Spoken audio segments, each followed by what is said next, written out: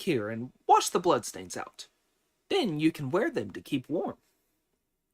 Push all the corpses into the pool that's 10,000 fathoms deep. And when you've dragged all the dead horses here, strip off their hides to make into boots, then pickle their flesh. It'll feed us for a long time. I'll give you all those bows, arrows, spears, and swords for you to practice your military skills with. And bring me back all those many colored flags and banners for us to use. The monkeys all accepted his orders. The great sage had the banners unstitched and washed, then put them all together as one multicolored banner, which bore the legend Great Sage equaling heaven, restorer of the mountain of flowers and fruit, recreator of the water curtain cave. They hung the banner from a pole outside the cave, and for days on end he invited demons and held gatherings of wild beasts. He accumulated provisions, and the word monk was never mentioned. He was so generous and his powers so great, he was able to go and borrow some sweet magic waters from the dragon kings of the four seas with which to bathe the mountain and make it green again. In front of it, he planted elms and willows, and behind it, pines and cedars. He also put in peaches, greengages, jujubes, and plums. Thus he led a happy and carefree life. Let us return to the Tang priest, who had trusted the word of crafty nature and dismissed the mind ape. He climbed into a saddle, and with Pig leading the way, and Friar Sand carrying the luggage, they carried on westwards. After crossing the White Tiger Ridge, they saw a range of forested hills, of which it could be truthfully said that the creepers climbed and twisted among the bluish cypresses and green pines. Disciples, said Sanzong, this rough mountain path is very hard going, and we must be careful in the dense pine forests ahead, as I'm afraid there may be evil spirits and monsters. At this, the idiot pig summoned up his spirits, and, telling Friar Sand to guide the horse, cleared a path with his rake, along which he led the Tang priest into the forest. As they were going along, the venerable Sanzong reined in his horse and said to Pig, I'm really starving today. Is there anywhere you could find some food for me? Please dismount, master, Pig replied, and wait here while I go and find some. Sanzong dismounted while Friar Sand put down his load, took out his begging bowl, and handed it to Pig. I'm off, said Pig, and when asked by Sanzong where he was going, he replied, Don't let that bother you. I'll beg you some food even if it's like cutting through ice to get fire, or even if it means squeezing oil out of snow. He traveled west about 4 miles from the pine forest without meeting anybody. It was indeed a lonely place, inhabited by only wolves and tigers.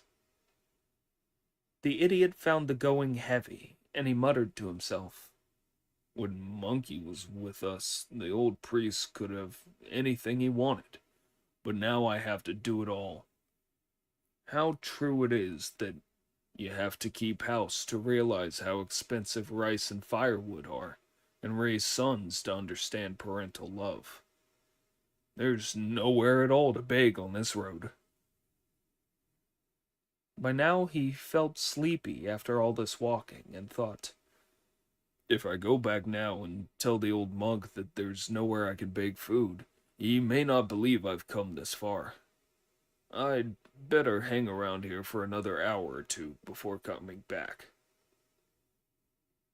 Oh well, I may as well take a snooze in that grass. With that, the idiot pillowed his head in the grass and went to sleep. He had only meant to take 40 winks and then get up again, not realizing that he was so exhausted by the journey that he would be sound asleep as soon as his head was down.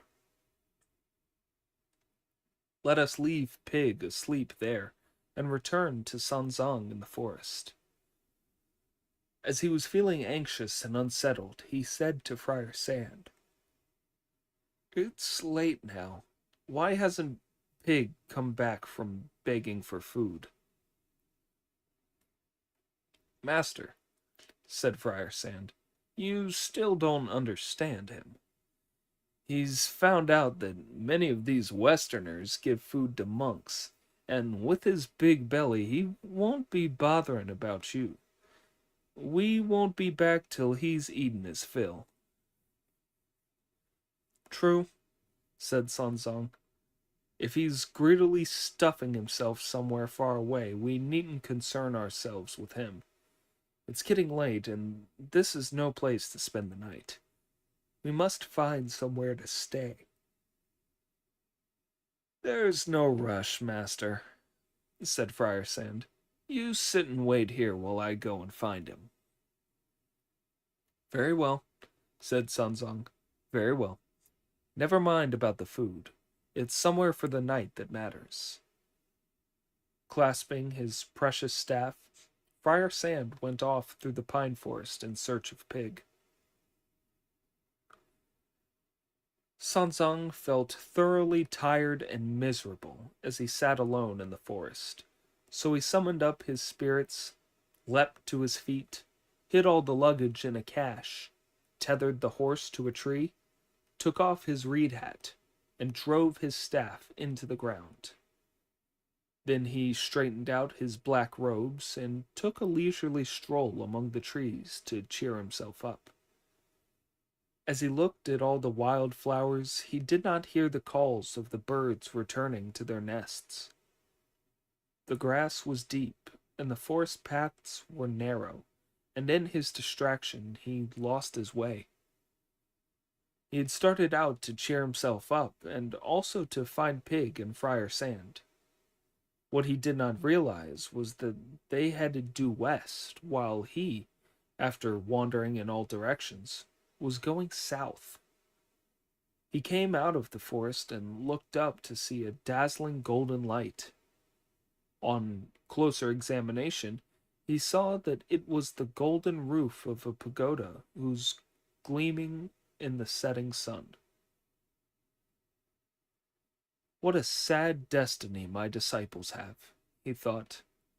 "When I left the land of the East, I vowed that I would burn incense in every temple I passed, would worship every Buddha statue I saw, and sweep up every pagoda I encountered. Isn't that a golden pagoda gleaming over there? Why didn't we go that way? There's bound to be a monastery at the foot of the pagoda, and the monastery must surely contain monks. Let me have a look. The luggage and the white horse can come to no harm in that uninhabited spot. If there is some suitable place, we can all spend the night here when my disciples come back."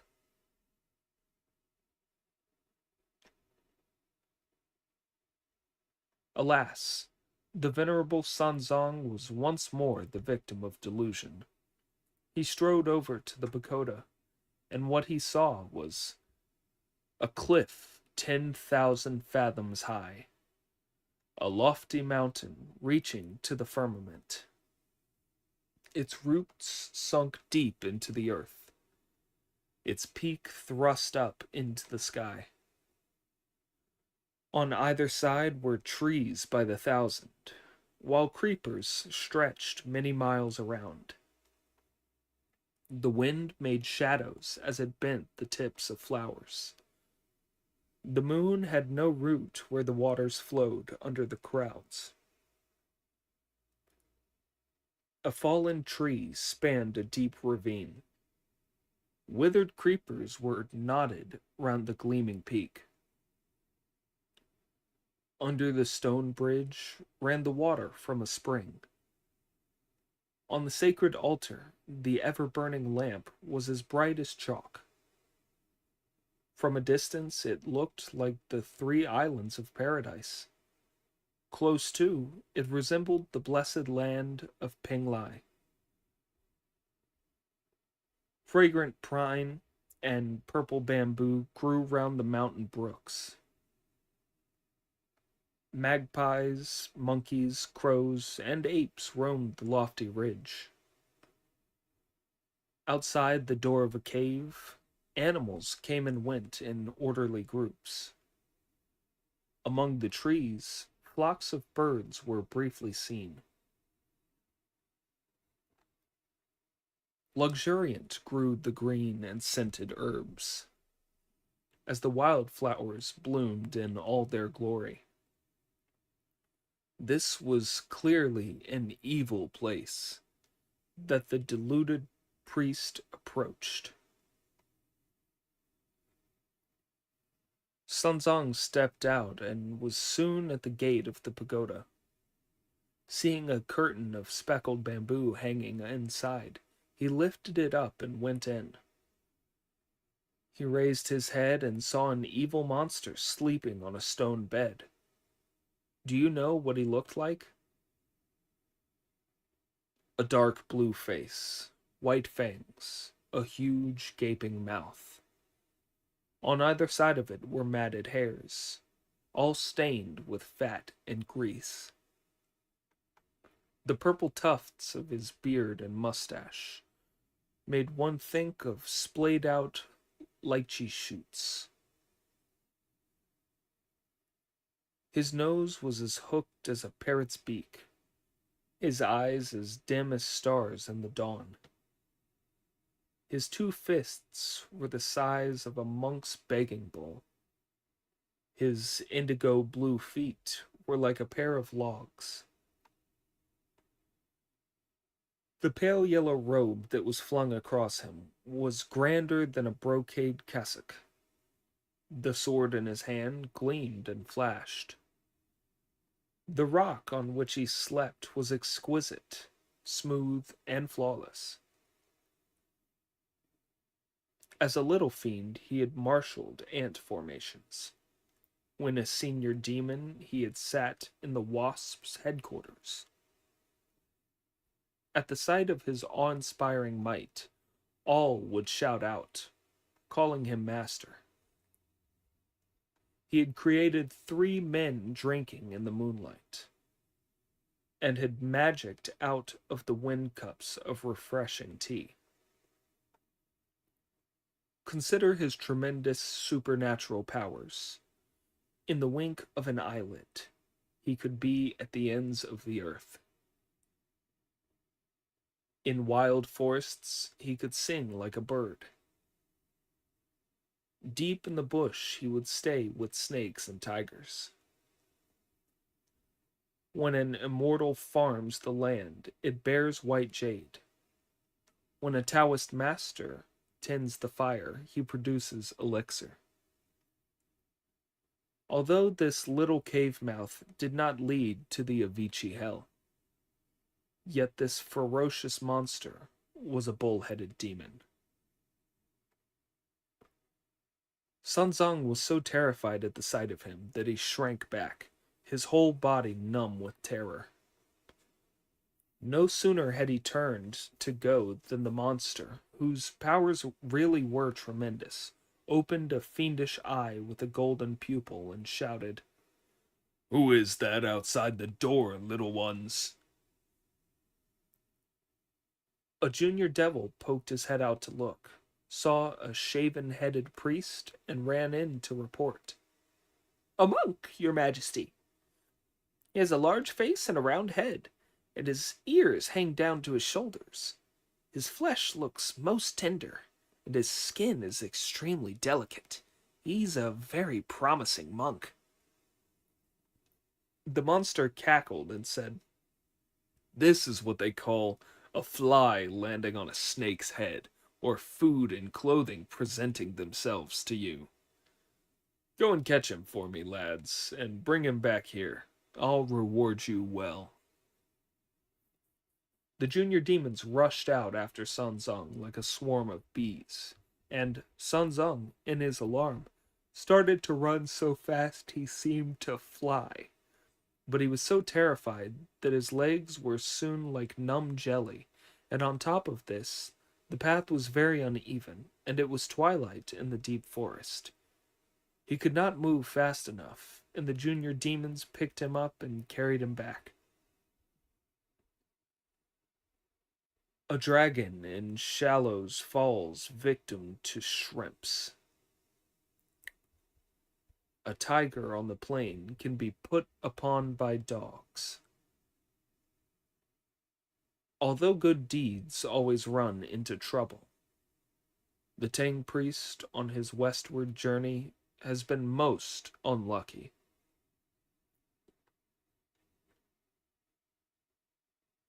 The junior devils carried the Tang priest as far as the bamboo curtain and put him down outside it as they announced with great delight, "We've brought the monk back, your majesty." The old demon stole a look and saw that Sun Zong, who was holding his head high with dignity, must be a fine monk. So fine a monk, he thought, must be a superior person, so I mustn't treat him as a nobody. If I don't overawe him, he won't submit to me. Like a fox pretending to be as awe-inspiring as a tiger, he made his red whiskers bristle, his bloody hair stand on end, and his eyeballs bulge in a glare. "Bring that monk in," he roared. "Yes, sir," the other fiends shouted in chorus, pushing Sun Zong aside. As the saying goes, you have to bow your head under low eaves. And Sun Zong was obliged to put his hands together and greet him. "Where do you live, monk?" the monster asked. "Where have you come from and where are you going? Tell me at once." "I am a priest from the Tang country, and I'm going west on the command of His Majesty the Tang Emperor for the Holy Scriptures. As I was passing your distinguished mountain, I came over to visit the holy men of this pagoda. I did not realize that I would disturb your excellency, and I beg you to forgive me. When I return east with the scriptures from the west, I shall see to it that your fame will be eternally celebrated." "I thought you must be someone from a superior country," said the fiend, bellowing with laughter. "And as that's who you are, I'm gonna eat you up. It was splendid of you to come, splendid. Otherwise, we might have let you slip. You were fated to be the food in my mouth, so of course you came rushing here. We'll never let you go, and you'll never escape." Then he ordered the junior demons to tie him up. They rushed upon him and bound him tight to a soul-fixing stake. Holding his sword in his hands, the old fiend asked, "How many of you are there altogether? You wouldn't have the guts to go to the Western Heaven all by yourself." Eyeing the sword in his hand, Sun Zong had to answer truthfully. "I have 2 disciples, your majesty," he said, "called Pig and Friar Sand. They have both gone begging for food outside the pine forest. Apart from them, there is a load of baggage and a white horse that I left in the wood." "More luck," said the fiend. 2 disciples as well makes 3 of you, 4 counting the horse, which is enough for a meal." "We'll go and get him," the junior fiend said. "No," the old monster said. "Don't go. Lock the front gate. As they've gone begging for food, they'll have to find their master for him to eat it. And when they can't find him, they're bound to come searching for him here. As the saying goes, It's easiest to do business at home. Just wait, and we'll catch them all in good time. The junior demon shut the front gate. We will leave the unlucky Sun Zong and return to Friar Sand, who was now 3 or 4 miles outside the forest in search for Pig, but had not yet seen any village. As he stood on a hillock looking around him, he heard a voice from the undergrowth, and sweeping the tall grass aside with his staff, he discovered the idiot who was talking in his sleep. Pig woke up when Friar Sand twisted his ear. "You idiot," said Friar Sand. "Who said you could sleep here instead of begging for food as our master told you?" Pig, waking up with a start, asked, "What's the time, brother?" "Get up at once," replied Friar Sand. "The master told us to find somewhere to stay, whether we can beg any food or not." Holding his begging bowl and his rake, the drowsy pig headed straight back with Friar Sand, and when they looked for their master in the wood, they could not see him. "It's all because you didn't come back from begging for food, you idiot," said Friar Sand indignantly. "Master must have been carried off by an evil spirit." "Don't talk nonsense, brother," replied a grinning pig. "The forest is a very proper sort of place, and couldn't possibly have any evil spirits in it. I expect the old monk got bored sitting here, and went off somewhere to look around. Let's go and find him." They took the horse's bridle, picked up the shoulder pole with the luggage, collected Sun Zong's hat and staff, and left the pine wood in search of their master. But Sun Zong was not fated to die this time. When the two had been looking for him without success for a while, they saw a shimmering golden light due south of them.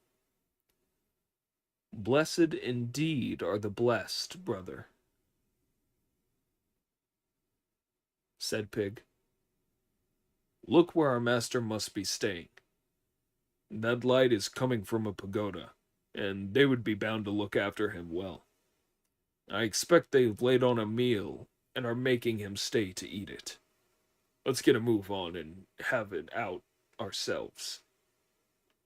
Have some of it ourselves." "It certainly can't be anything sinister," replied Friar Sand. "We must go and have a look." As the pair of them arrived at the gates, they found them closed. Above the gates they saw a horizontal tablet of white jade on which were carved the words, "Moon Waters Cave, Bowl Mountain." "Brother," said Friar Sand, "this is no temple. It's an evil spirit's cave. If our master is in there, we'll never see him." "Never fear," replied Pig.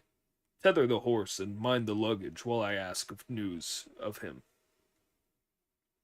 With that, the idiot raised his rake and shouted at the top of his voice, "Open up! Open up!" The junior devil, who was on gate duty, opened the gates, and at the sight of the pair of them, he rushed inside to report. "Your Majesty, we're in business." "What sort of business?" the old monster asked. "There are 2 monks outside the gates," the junior demon replied. "One has a long snout and big ears, and the other looks down on his luck, and they are shouting at us to open up."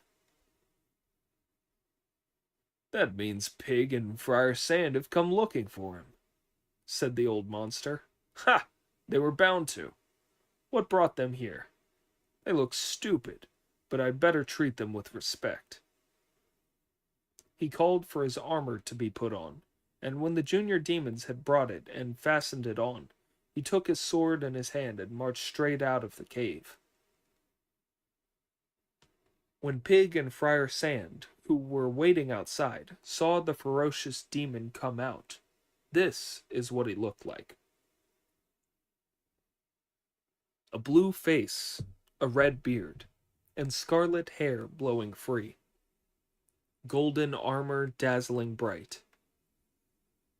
Around his waist was a belt of cowries, and his armor was strapped to his chest with cloud-walking cords. As he stood before the mountain, the wind roared.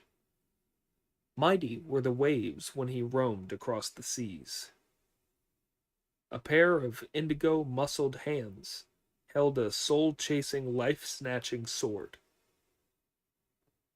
If you want to know this creature's name, address him as Yellow Robe. As the old monster, Yellow Robe, came out through the gates, he asked, "Where are you monks from, and why are you yelling in my gates?" "Don't you recognize me, son?" said Pig. "I'm your father. I've been sent by the great Tang on a mission to the Western Heaven. My master is Sun Zong, the Emperor's younger brother. If he's here, send him out at once and save me the trouble of having to smash my way in with this rake." "Yes, indeed," laughed the monster. "There is a Tang priest in my place. I haven't shown him any discourtesy, and I've laid on a meal of human flesh dumplings for him. Why don't you two come in and have some?" The idiot would have gone in quite trustingly if Friar Sand had not held him back and said, "He's luring you in, brother. Besides, when have you ever eaten human flesh?" The idiot saw the light at last, and he struck at the evil monster's face with his rake. The monster sidestepped and parried with his steel sword. They both showed their magic powers as they leapt onto clouds to continue the fight in midair. Friar Sand abandoned the baggage and the white horse and rushed to Pig's aid. It was a fine battle up in the clouds between the two wolfish monks and the evil monster. When the staff was raised, it was met by the sword. The same sword parried the rake's blow. One devil general displaying his prowess, a pair of monkish gods revealing their transformations. The 9-pronged rake was quite magnificent. The demon-submitting staff was truly terrifying. They came from before and behind, from left and right. But Yellow Robe was calm and unafraid. See how his blade of tempered steel shines like silver. Great indeed were his magical powers. Their fighting filled the sky with mists and clouds. Amid the mountains, cliffs crashed and fell. One was fighting for fame, so how could he stop? The others, fighting for their master, were completely unafraid. The three of them fought dozens of rounds in midair without any issue. They were all fighting for their lives, and nothing could have kept them apart. If you don't know how they saved the Tang priest, listen to the explanation in the next installment. Chapter 29. Sun Zong, delivered, crosses a border. A grateful pig tours mountains and forests. A poem says, "If wild thoughts are not firmly suppressed, there is no point in seeking for the truth. If you wish to cultivate your nature before the Buddha, why stay halfway between awakening and confusion? Once awakened, you can achieve the right in an instant. The confused will drift for 10,000 eons. If you can invoke the Buddha and cultivate the truth, sins countless as the Ganges sands can be wiped out." Pig and Friar Sand had fought 30 inconclusive rounds with the monster. Do you know why they were inconclusive? As far as skill went, not even 20 monks, let alone two, would have been a match for that evil eye spirit. Yet, because the Tang priest was not fated to die, he was being secretly protected by Dharma guarding deities. There were also the 6 Dings, the 6 Jias, the revealers of the truth of the 5 regions, the 4 duty gods, and the 18 defenders of the faith helping Pig and Friar Sand in midair. We must leave the 3 of them locked in struggle and return to Sanzong, sobbing his heart out in the cave and speculating about his disciples. I wonder if you have met a benefactor in a village somewhere, Pig, he thought, tears streaming down his face, and have been overcome by your greed for the offerings. Wherever are you looking for him, Friar Sand? Will you find him? Little do you know of my sufferings at the hands of this fiend I've run into. When will I see you again and be delivered from my troubles so that we can hurry to the Vulture Peak? As he fretted and wailed, he saw a woman come out from the innermost part of the cave. Venerable father, she said, leaning on the soul-fixing stake, where have you come from? Why has he tied you here? When Sanzong heard this, he sneaked a quick look at her through his tears and observed that she was about 30. Don't ask me that, Bodhisattva, he said. I was fated to die. I walked into your home. Eat me if you must, but don't ask me why. I don't eat people, she replied. My home is over 100 miles west of here in the city called Elephantia. I'm the 3rd daughter of the king, and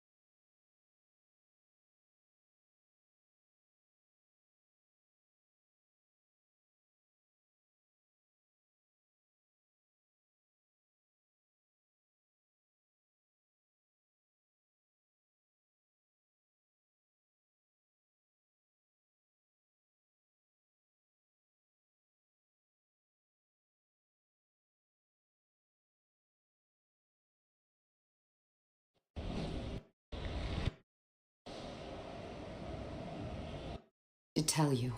Zero.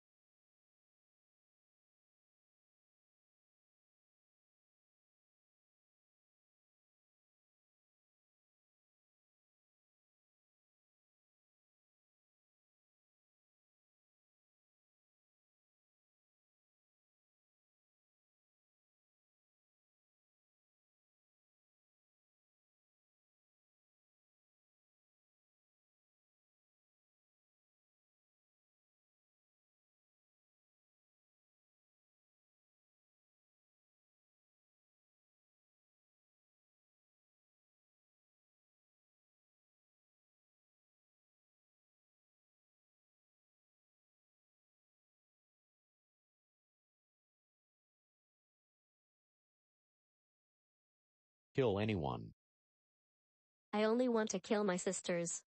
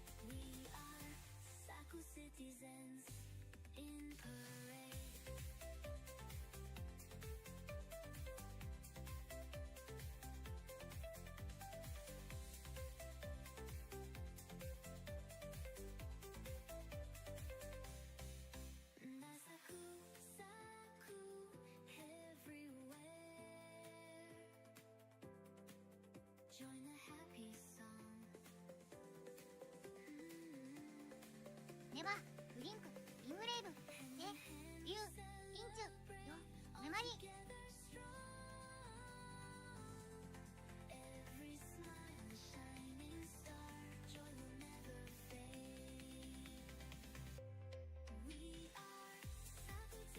わらわら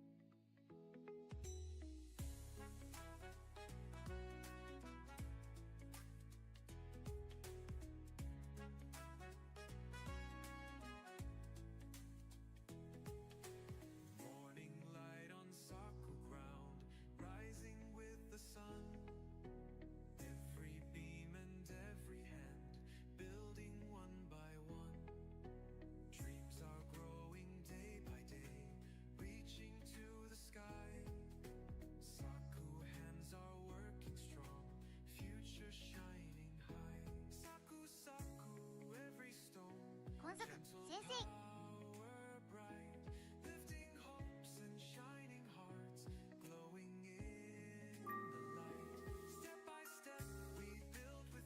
機械生命体は殺す。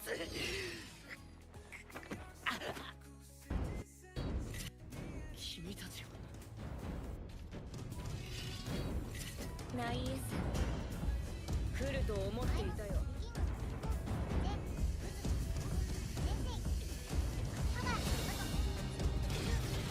お前はまだ治療中だ。そこでおとなしくしてろ。ここは私たちに任せて。ちょっとは戦えるところを見せないとな。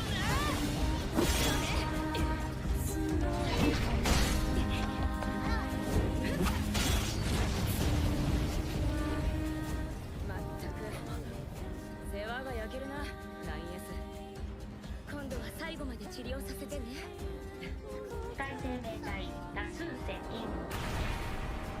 推奨速やかな道への退避。さすがにもう私たちじゃ無理ね。行こう。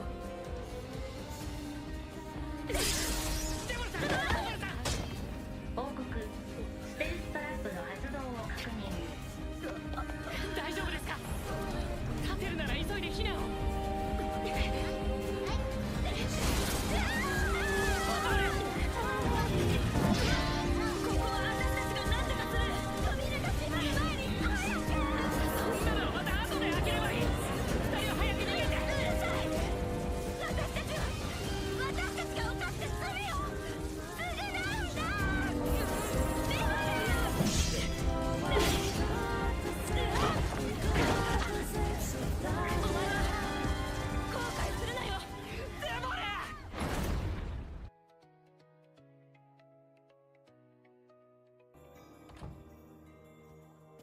Look at you. I think you've grown even taller.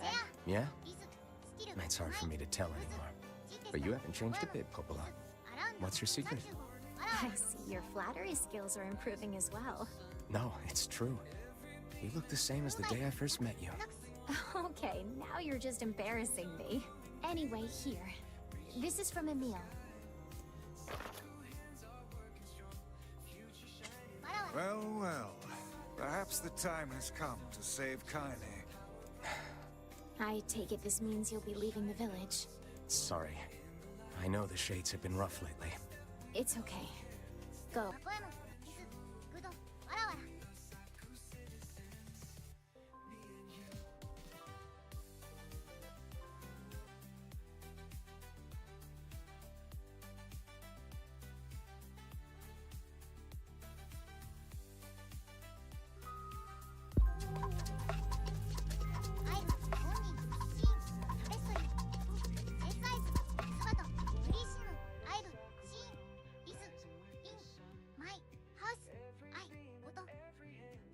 At the brink of extinction at the hands of a deadly disease, humanity was left desperate for a solution. A group of scientists created a project named Project Gestalt in an attempt to save the human race. This project involved separating a person's soul from their body. Replicants, empty bodies that were copied from humans, were to be rejoined with their souls, also known as Gestalts, after the epidemic had passed. Another project known as Project Grimoire Noir was created to put humans back together after their bodies and souls had been split. Once a Gestalt was successfully implemented into a vessel in the form of a book, the project was deemed successful. 2 books with the names Grimoire Noir and Grimoire Vice were created as the solution for when humanity was destined to be awakened from the Gestalt project. As it would require a huge amount of energy to do so, the power was sealed away in different books. The title of the original Gestalt was given to a man named Nier, who was tasked with providing genetic material for the project of the promise that he would receive a cure for his sick daughter Yona.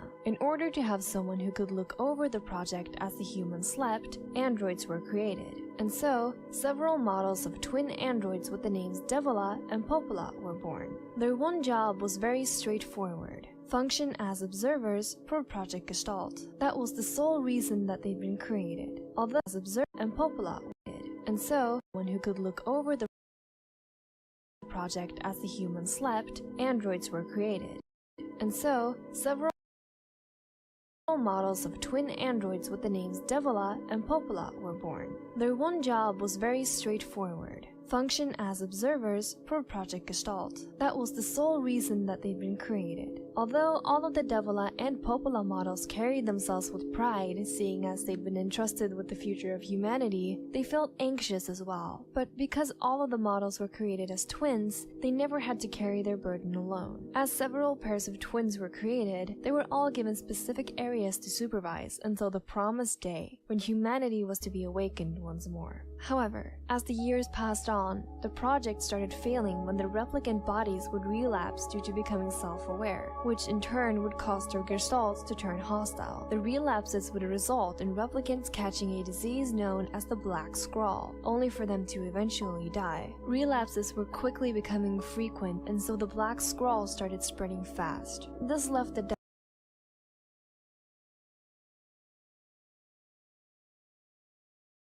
Devola and Popola models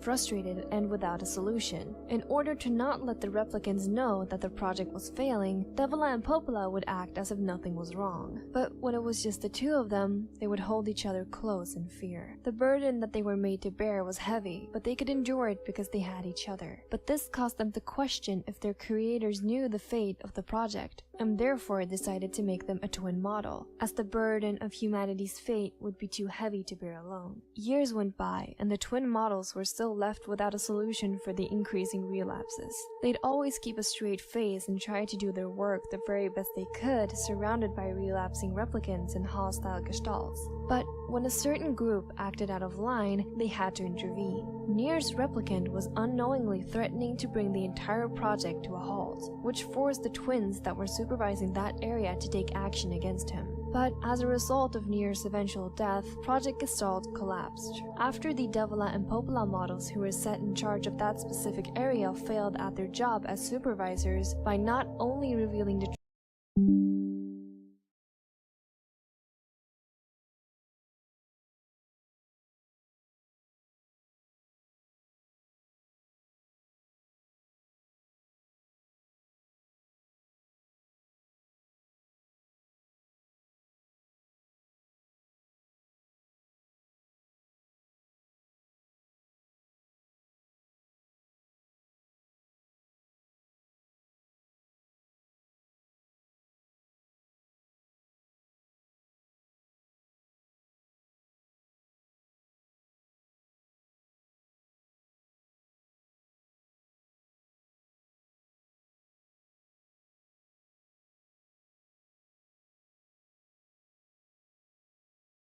truth of the project to the replicants, but also failing to protect the project, Nier sacrificed himself for the sake of his friends, and in doing so, he inevitably doomed the project as he was the one who was set to provide the genetic material. Without the project, humanity had no way of recovering, and so they were eventually set to go extinct. This realization caused the twin model androids to send the rest of the replicant data they had to be stored on a base on the moon as a last resort, as it would be better to risk whatever little chance they had than to completely give up on trying to bring the humans back, because protecting humanity was their instinct. They were desperate to try anything for the sake of their masters. This same instinct is what caused the downfall of the Devila and Popola models. As all androids had been programmed with the instinct to protect humans, they started hating the models who had doomed humanity. And so, the Devila and Popola models were the ones who were forced to take the blame. Although it started simply as mean comments and sour glares once every now and then, it all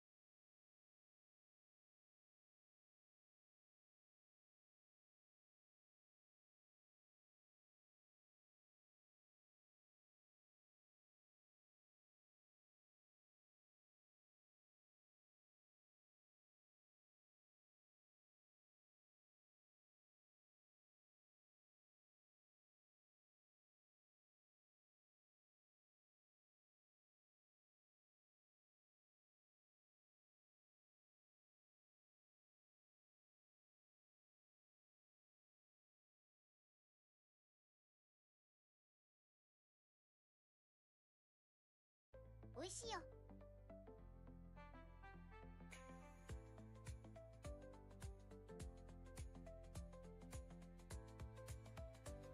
よっ。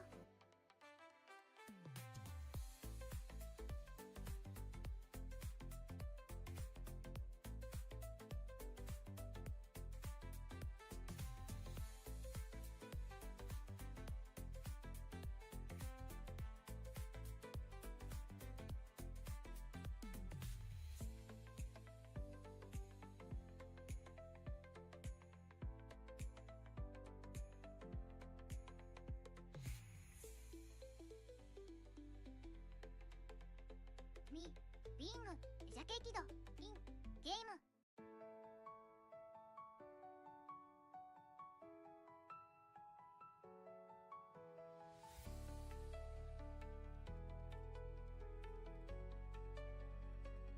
各機内時は繊細な作業じゃなくて大体やること決まってる作業を淡々とこなすのが良い。これが作家の自己管理。こんにちは。ポエムが本作ハウユわらわらおおティティティットスリーティソイ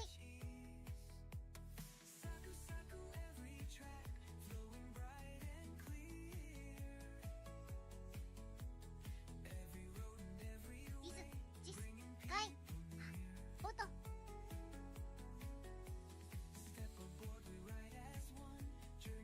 ソイ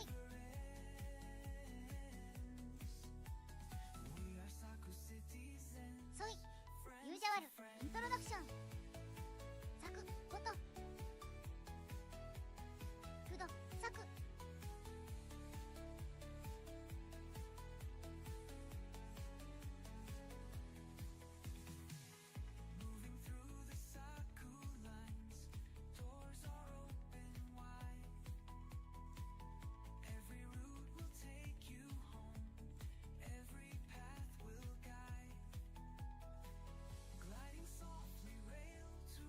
シュユ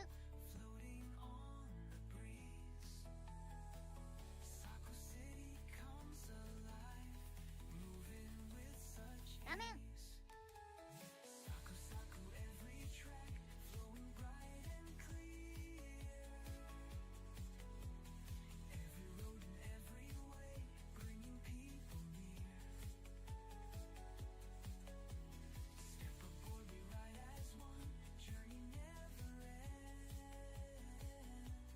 味噌ラメンサク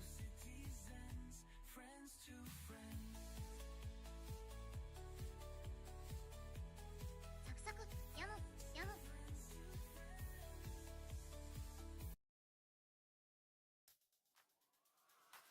ユミエミエム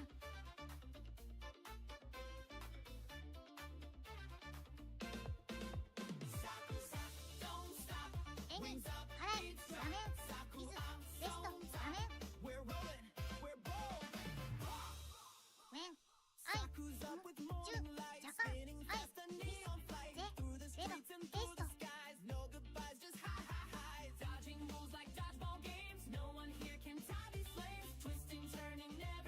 スト高速面ユカンテイストザト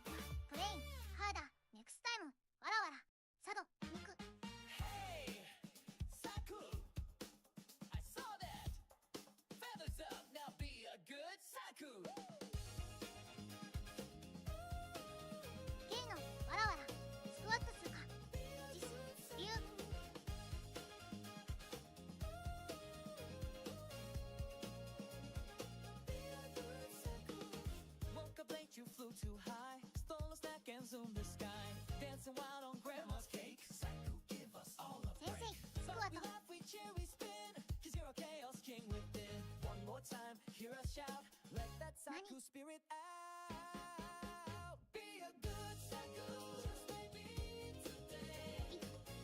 家族辛い愛ビルヒットラードスオブハーブスパイシーヒットリズ元ライクインゼ漫画ライト Messing up, but still alright. We love you loud and true.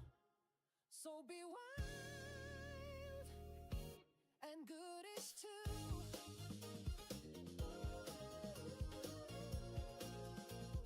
Be a good Saku.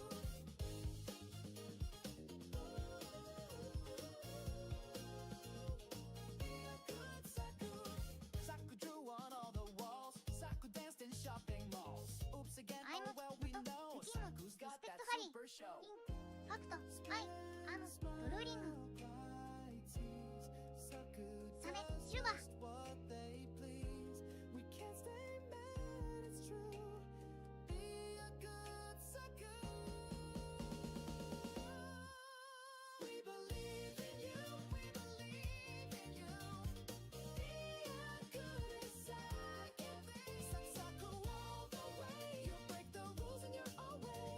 You break the rules in your own way. Be a good Saku. Shine that crazy light. You're why and that's alright. We love you loud and true. So be wild and goodish too.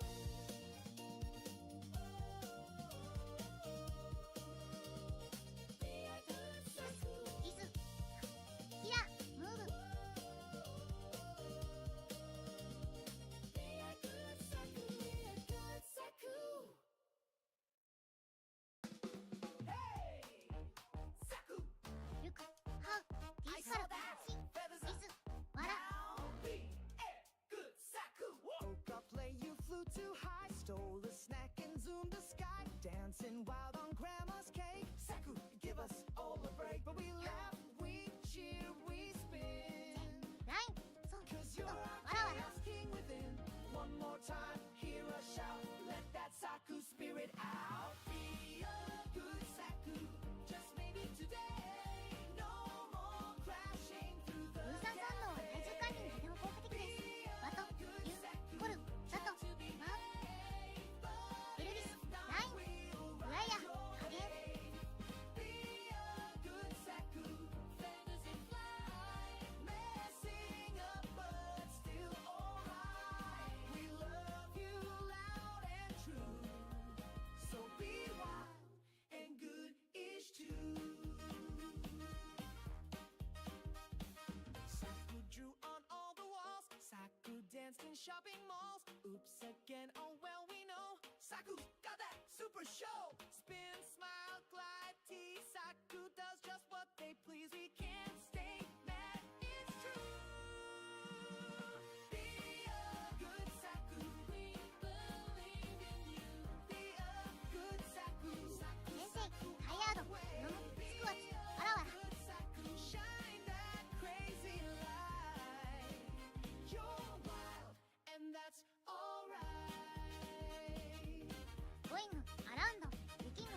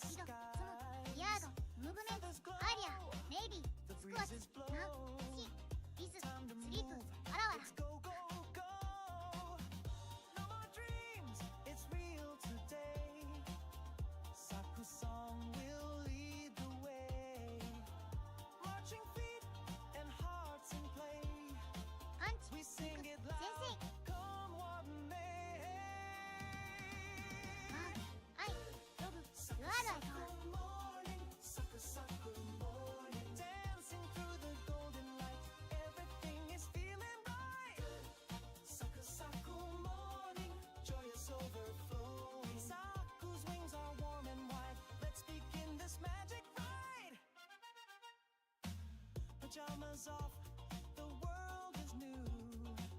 The sky is clear, the grass is dew. With every step, we start to groove. The rhythm's here, we're set to move. Clap your hands and spin around. Saku's beat, the sweetest sound. Bouncing high off morning ground.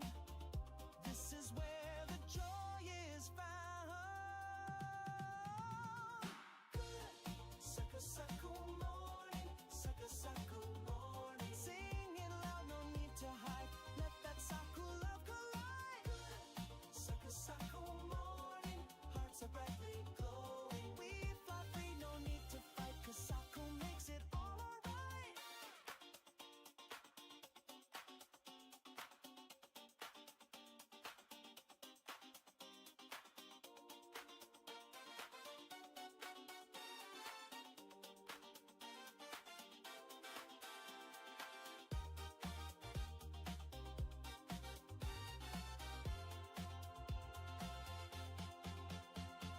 Good Saku Saku morning, Saku Saku morning. Dancing through the golden light, everything is feeling right. Good Saku Saku morning, joy is overflowing. Saku's wings are warm and wide. Let's begin this magic ride.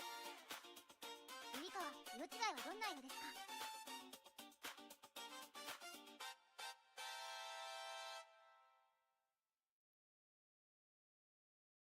Saku day, Saku is you. Saku okay, happy Saku to you.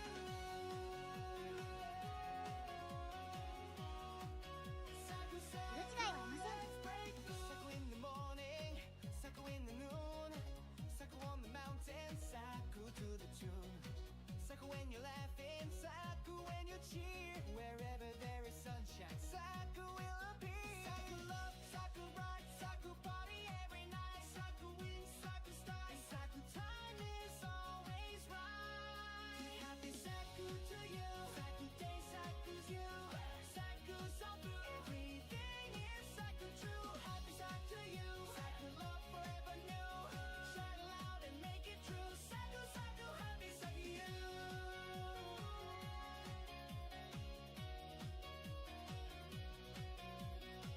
Saku is the sunrise, Saku is the beat. Saku's in your bento, Saku's in the heat.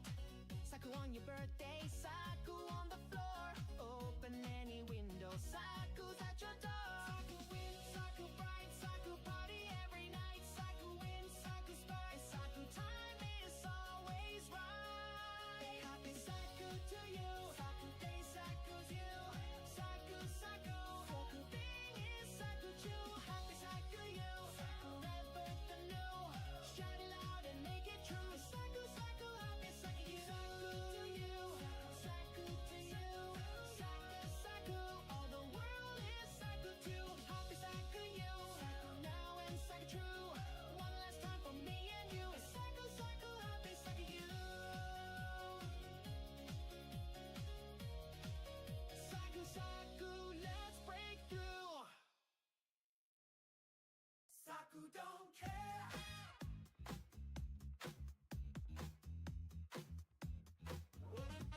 Saku is here. Saku, excuse me. Saku, excuse me. Dancing wild of life, carefree. No rules, no shoes, just Saku groove. Step aside, I'm in the mood.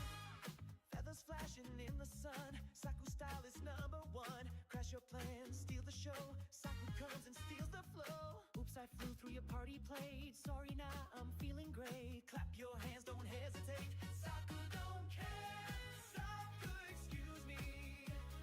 Saku, Saku don't care. Flying through the fancy air. Saku, excuse me. No, Saku, excuse. If you stop me, what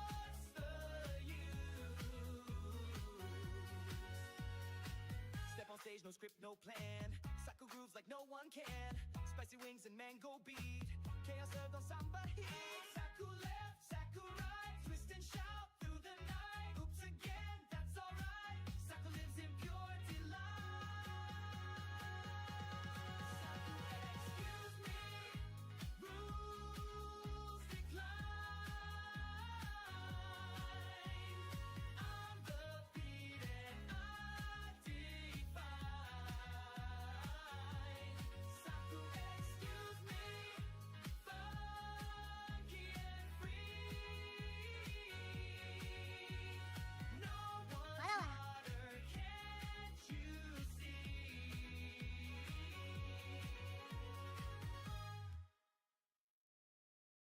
Don't stop. Don't stop. Wings up, it don't stop. Wings up, beats drop. Saku Saku on top. We're rolling, we're bold, we pop. Saku's up with morning light, spinning fast, a neon flight.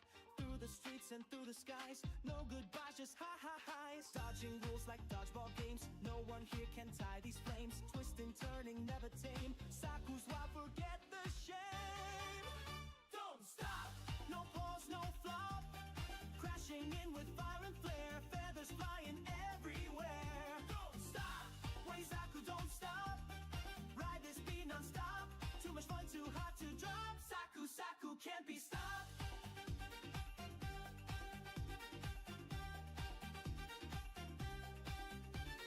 Blink and Saku's gone again. Spinning like a hurricane. Laughing loud, a total blur. Too much speed, don't call it slur. Spin that world, shake that tree. Saku's storm is breaking free. Snap your feet now, 1, 2, 3. Who's that flash? It's S-A-K-U-E. Don't stop. Saku in the spotlight. Breaking hearts with pure delight. Day or dark, we burn so bright. Don't stop. All aboard, let's pop. Full throttle joy. It's over the top. Don't stop.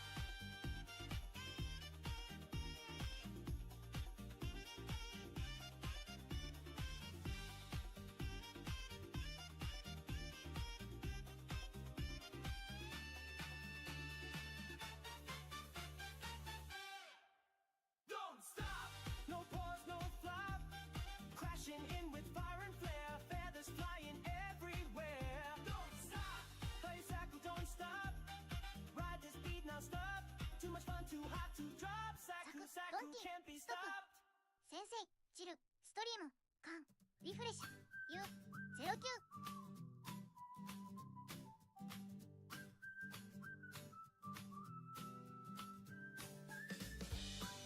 はい、はい、はい、先生。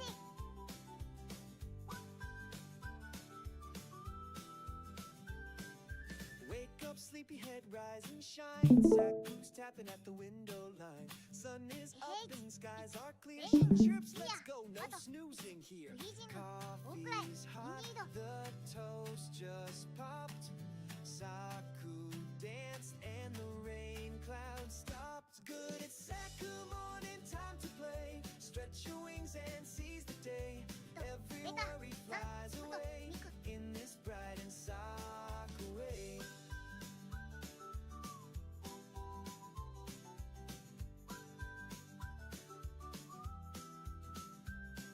Shoes on wrong, that's just fine. Saku says you're doing great, sunshine. Brush your teeth, forget your stress. Today's a gift, a total yes. Grab your dreams and pack your snacks.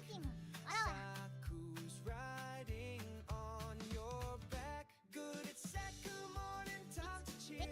Even Monday feels sincere. Let's go loud and sing it clear. Saku's joy is flying near. フィール、アライブ、ライチ。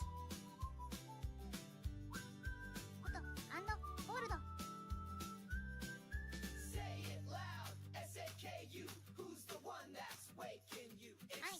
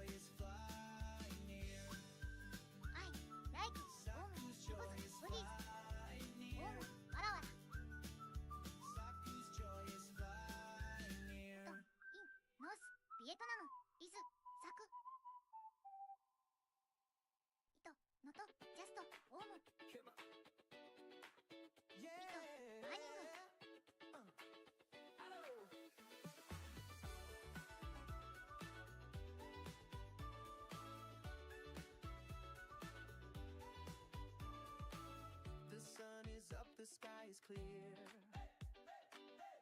Little Saku's flying near. フラワシ、太陽、ライト。 With a chirp and happy sway, she starts to dance and leads the way. No more clouds, no more gray, only joy, hooray, hooray. It's a beautiful Saku day. Colors bloom and skies all play. Every heart begins to sway on this magical Saku day. Leaves are rustling in the breeze. Saku sings among the trees. Even troubles melt away when she smiles and starts to say, come with me, let's laugh and stray, let your worries 愛、 fly ガノン、 away. ミツ、イズ、ウタ、ヒヤ。 It's a Zea. beautiful Saku day. Dreams awake and light the way. Let's all shout hip hip hooray for this wonderful Saku day. ゼ、ストリーム、イズ、ウタ。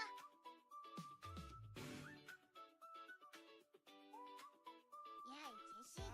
Saku's wings are shining bright, guiding Yurikawa, us so, with Koto. gentle light. Every step we take, hooray! It's a beautiful Saku day. Dance with Saku, don't ザト、 delay. ワイ、 Peace 愛、 and joy ライ are ク、ウ here ト、 to わらわら。 stay in this perfect Kami. Saku day.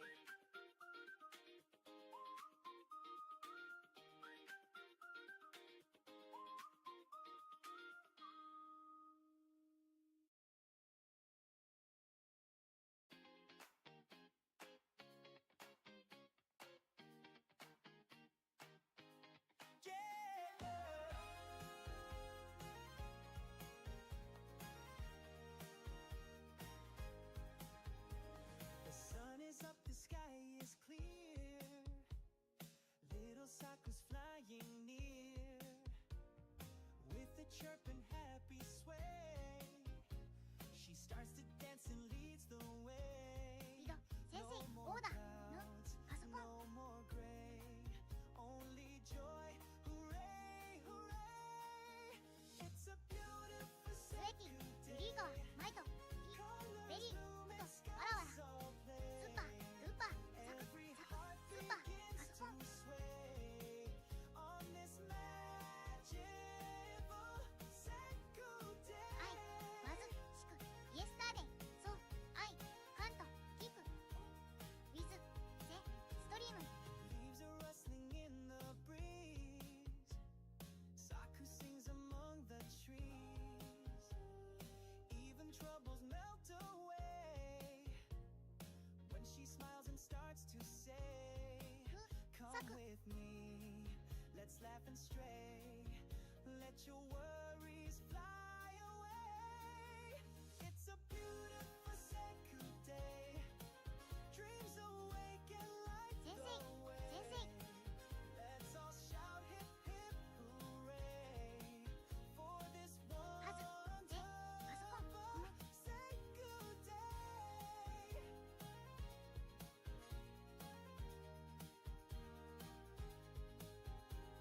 Saku's wings are shining アンド、 bright, イフ、と、この、 guiding us with gentle light. と、オナ、テ Every イク、 step we タイム。 take, hooray! It's a brand new Saku. It's a beautiful Saku day. Dance with Saku, don't delay. Peace and joy are here to stay in this perfect Saku day. Oh. アンモス、の、パソコン、冬よ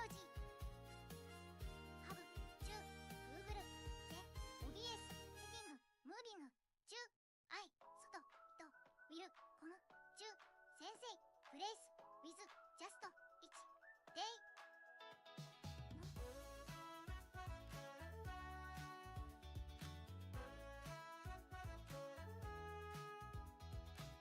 Wake up, the sky's all blue. Saku flew and said, how do you do? Toast is flying, juice go splash. Who cares? We're having a blast. Dancing with no rules today. Put your worries all Amazon away. プライム09あらわら It's a super Saku day. Jump around and shout hooray. Clap your wings and fly away. Let's all go Saku all the way.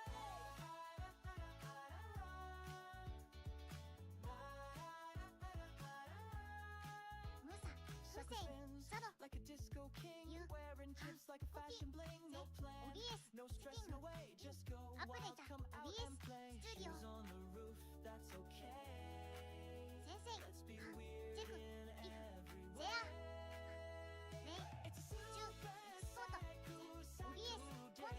インツ Laugh ファイルタイプアンドイムポートジュゼの OBS あらわら out say we're living a OK ゼ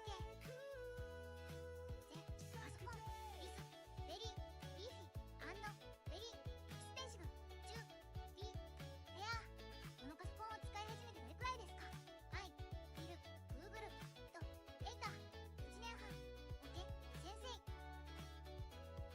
Sucker in the sky doing flips so high. Sprinkles fall like confetti pie. Why ask why? Just wink and sway. Let's Saku Saku はい all the ゴト way. ルップリカとエムアリーニャカタナアゲン It's a super Saku day. Silly fun is here to stay. Don't grow up, just disobey. It's a super Saku day.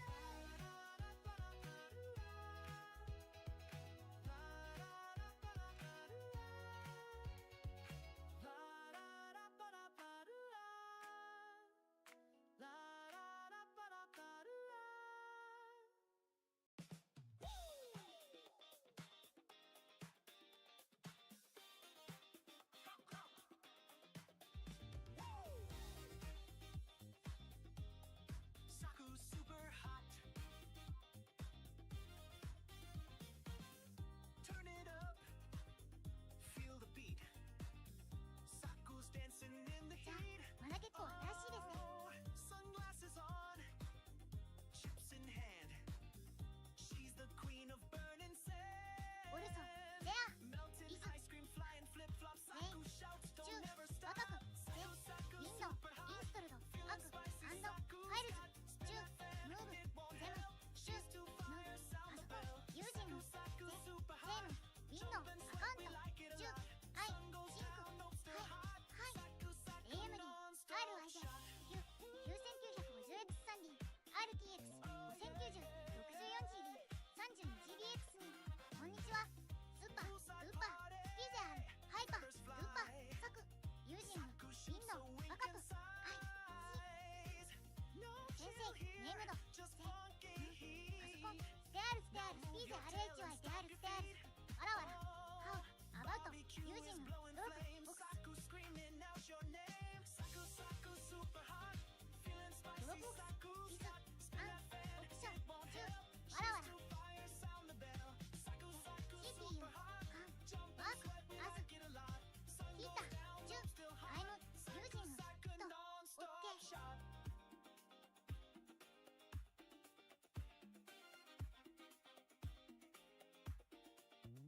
SAKU, spice it up.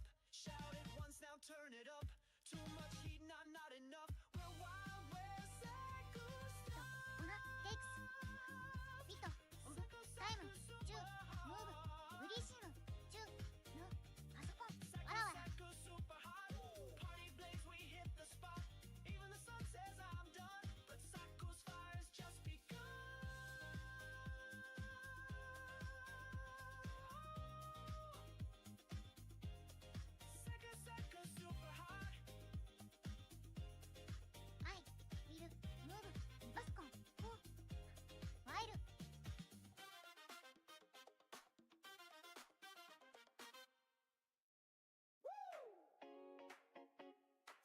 sun can't be アフタ stopped. ーフィニッシングゼセティングズはいビルメインゼのパソコンやわいわいはいハブモニター Turn it up, feel the beat. Saku's dancing in the heat. Sunglasses on, chips in hand. She's the queen of burning sand. Melting ice cream, flying flip flops. Saku shots don't アクションわらわら ever パソ stop.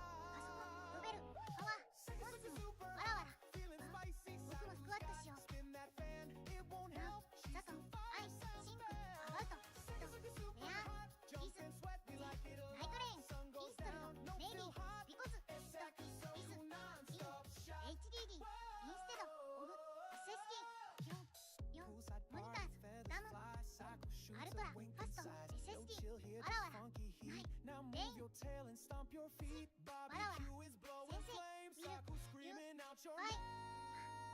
マイス4モニターユージング3 1モニターイズ T レート9モニターズネイビーイズ10マスクグラフィックカード10ハンネル先生縛りチームアバウトセキューソー1モニターイズ5ローイングフード G ラキシバト60ハートズはいはいゲーミングモニター120ハートズビルプレイスでゲームイン W トンジプレイスサクサクスーパーフォト CPU 1モニターリズスリーピング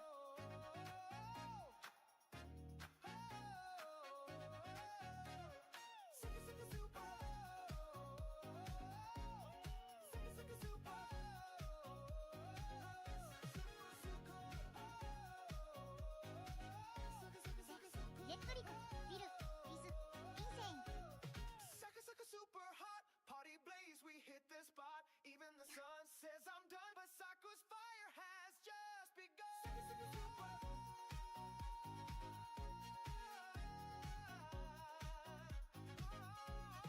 Sucker, sucker, super hot. Sucker, super hot. Spin it super hot. Sucker, sucker, super.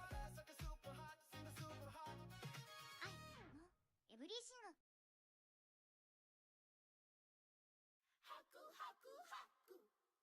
ゆりかわタミ先生リズリリーライクソンヌわらわら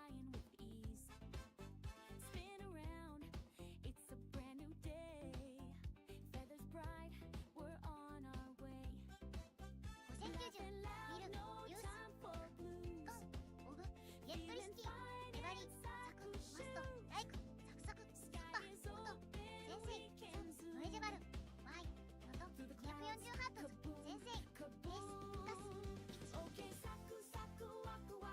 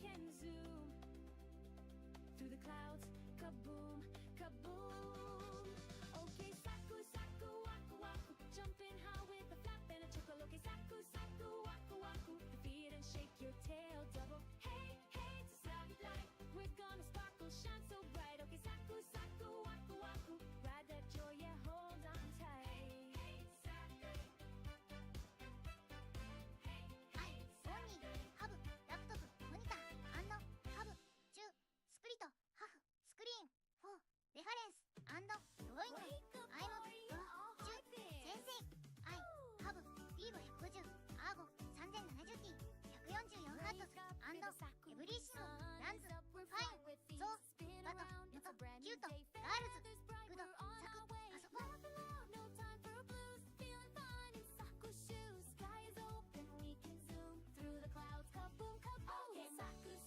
トロイノ、ベニシノ、オッケー。グド、サク、アート。Shine so bright. Saku, saku, waku, waku. Ride that joy, yeah, hold on tight.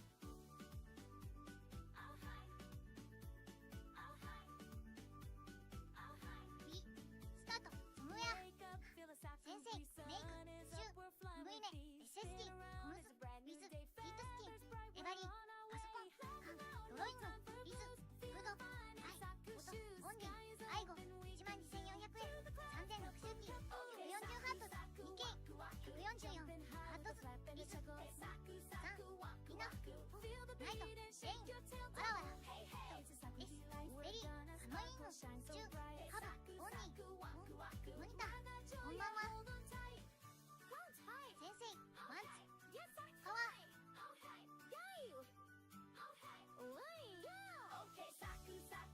ニート、スキン、ジーリアスです。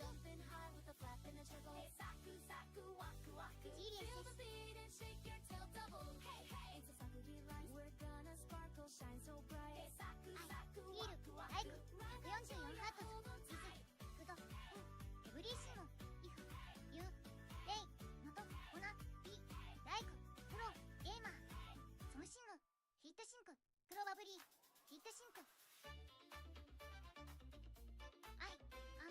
プロゲーマー。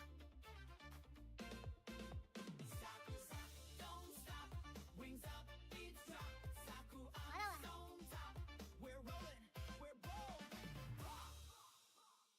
Saku's up with morning lights. わらわら。シュー。Through the streets and through the skies. No goodbyes, just high, high, highs. Dodging rules like dodgeball games. No one here can tie these flames. Twisting, turning, never tame. Saku's waffles at the shake. Saku don't stop. 144ハートズ、リズ、援護2。先生、ゴルウェイズ、ビン、プロゲーマー。Ride this beat non-stop.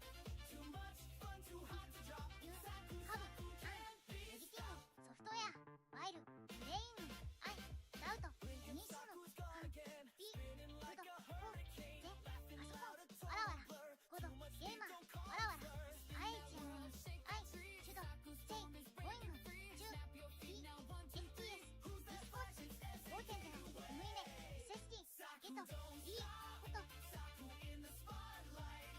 Breaking hearts with pure delight. Day or dark, we burn so bright. Don't stop. All aboard, let's pop. Full throttle joy.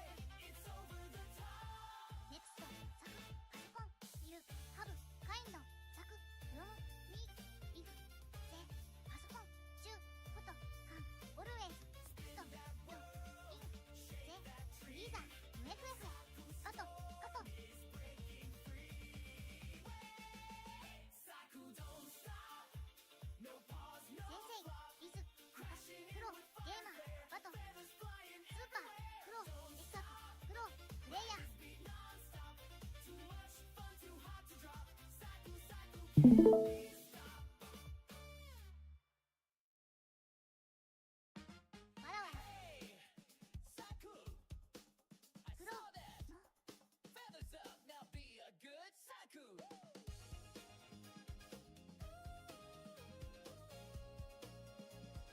Be a good Saku.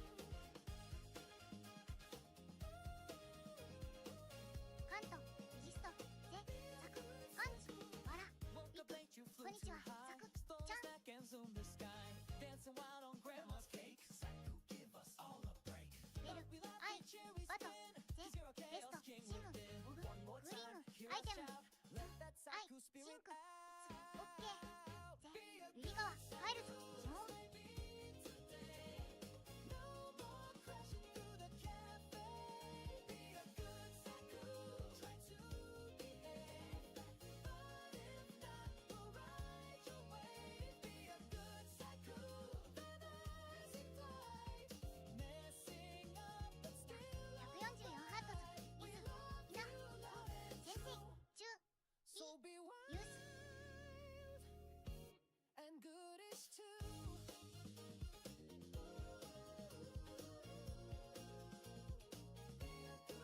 ナイ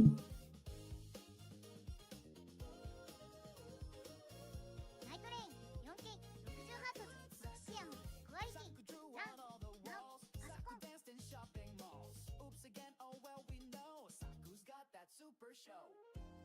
Spin, smile, cry, tease. Saku does just what they please. パソコンちゃんカットランとレニーモ 60Hz 4K ワイドモニターワーキング 60Hz 4K バコアムドロイング 4K160Hz ゲーミングマウボル 4K わらわらボンダわらわらボル 4K ガン So be wild 先生 and 10 good is 1 4090わらわら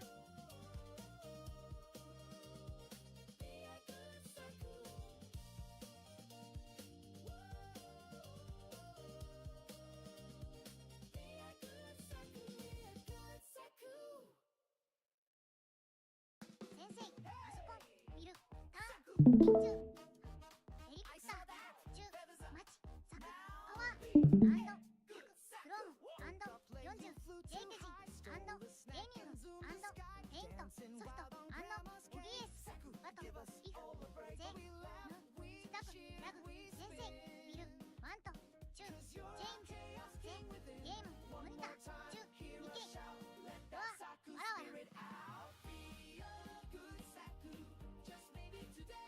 アイシンクとヒルとラグパソコンタイムタイヤードボスユ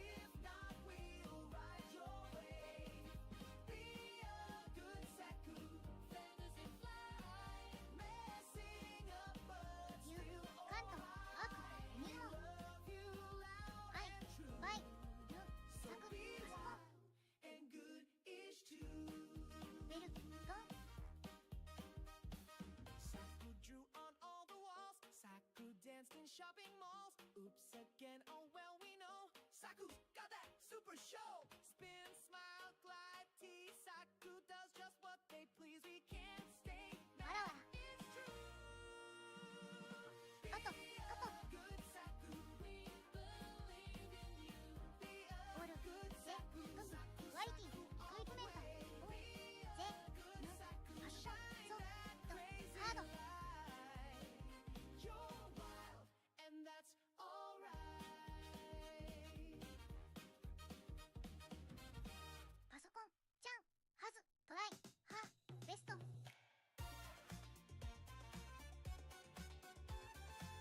アイビルビカインド中ゼネクストパソコンちゃんサクソリーアンチと先生 Saku Saku morning, Saku Saku morning. Stretch your wings, no more シーズ yawning. とわらわら Saku Sorry. Saku morning. わらわら Shining bright, no sign of storming. Let's fly Slave. high, a brand new dawning. Open your eyes, feel the rise. Saku's in the air with アンド sunny フォゼ skies. オールドパソコン先生カン線路 Breezes と blow. 中ゼ Time to イーシ move. マークシュク Let's 中 go, go, ハブゼムクリーンゼダストアズ It's ベ real ルアズ today. レイテイスト Saku ターマル song テイスト will ソ lead the と way. カンアークミスアウトイシュ And アゲ hearts ン in play. わらわら We sing it loud. アイ Go ビル on, クリーンと man. アンドチェンジゼ CPU Saku パソ Saku コンちゃんカン morning. ジョインゼメイドエジャケーションネクストシーフィーターゼン Everything is アイ feeling シンク right. とビル Saku ビ Saku スキル morning. Joy ス is ーパールーパーパソコンチャプサー Wings are warm and wide. Let's begin this magic ride. Pajamas off, the world is new. ベリーグドパ The ソ sky コン is clear, わらわら the grass is dew. With every step,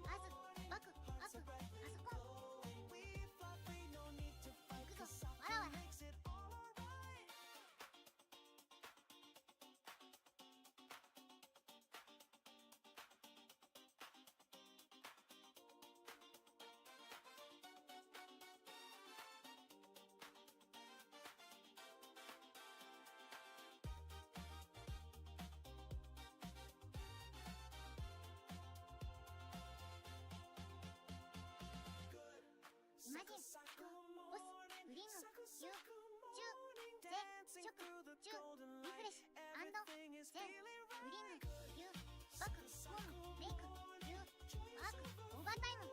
サク、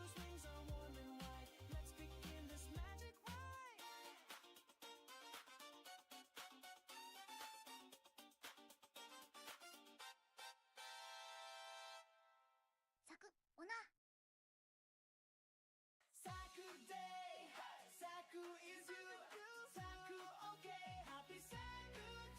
まず、ザト、アイト、ヘア、ウリカワ。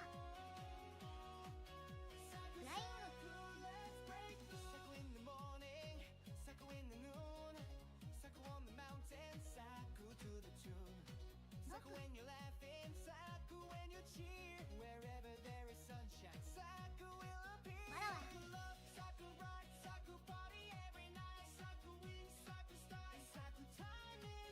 わらわら。わらわら。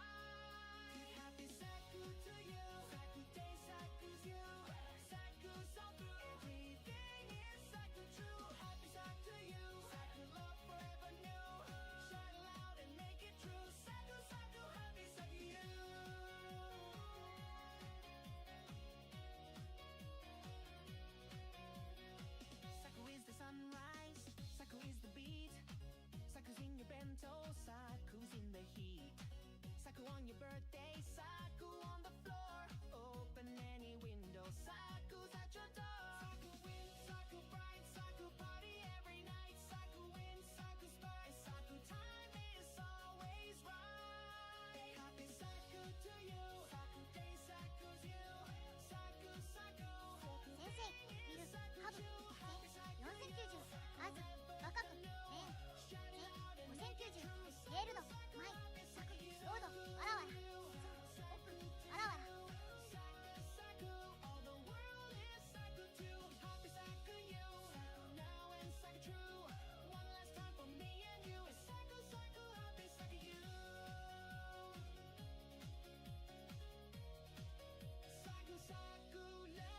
ロード、リード、ロード、シング。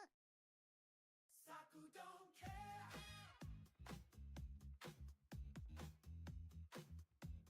Saku is here. Saku, excuse me. Saku, excuse me. アイ、カード、5090、ソム、タイム、フォー、クレイジー。No rules, no shoes, just Saku groove. Step aside. 4090ちゃん、バク、ハク。Feathers flashing in the sun. Saku style is number one. Crash your plans, steal the show. Saku comes and steals the flow. Oops, I flew through your party plate. Sorry now, I'm feeling IDK great. Clap I your hands, never don't hesitate. Saku don't XX90、カード、わらわら、わらわら。ナイトレイン、クラッシュ、リズ、フー、チュー、ゼ、ゲーム、ノト、リング、インパティベル、リズ、ム、イメジア、ドライバーズ、アンド、ジークエス。No Saku excuse. If you stop me, アイ、ドント、シンク、リズ、クラッシュ、ビコズ、オブ、ゼ、グラフィック、カード、 on stage, no アイ script, no plan. Saku grooves like no one カズ、 can. フレンド、 Spicy wings リ and ズ、 mango beat. 1650、スキル、ファイン、わらわら、アイ、ビル、ワテ、フ、ゼ、アップデート、エンチェント、カード、 ユ、カ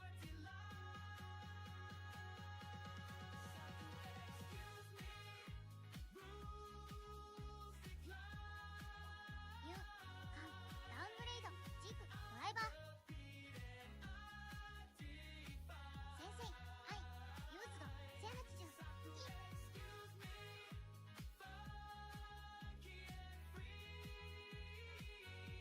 リングサワー、カード、ユ、ハブ、チュ、ユース、ゴールド、イメジア、ドライバーズ、チュ、クラシス。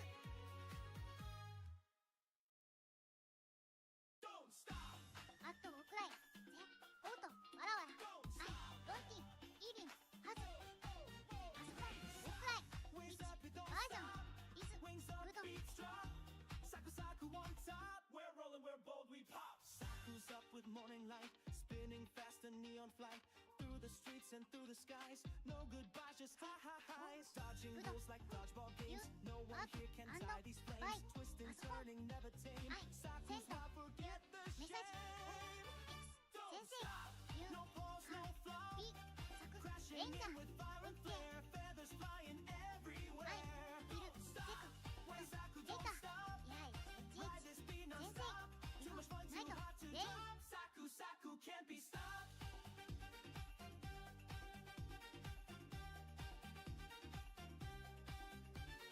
Blink and Saku's gone again, spinning like a hurricane, laughing loud, a total blur. Too much speed, don't call it slur. Spin that word, shake that tree. Saku's storm is breaking free. Snap your feet now, 1, 2, 3. Who's that flash? It's SAKU. Sakura in the spotlight, breaking hearts with pure delight. Dark, we burn so bright. Don't stop, all aboard, let's pop. Full throttle joy, it's over the top. Don't stop.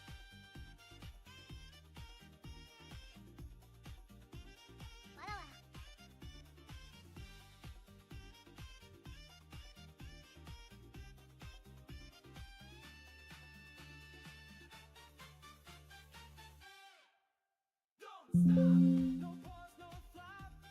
Crashing in with fire and flare, feathers flying everywhere. Don't stop, hey Saku, don't stop. Ride this beat, now stop. Too much fun, too hot to drop. Saku, Saku can't be stopped.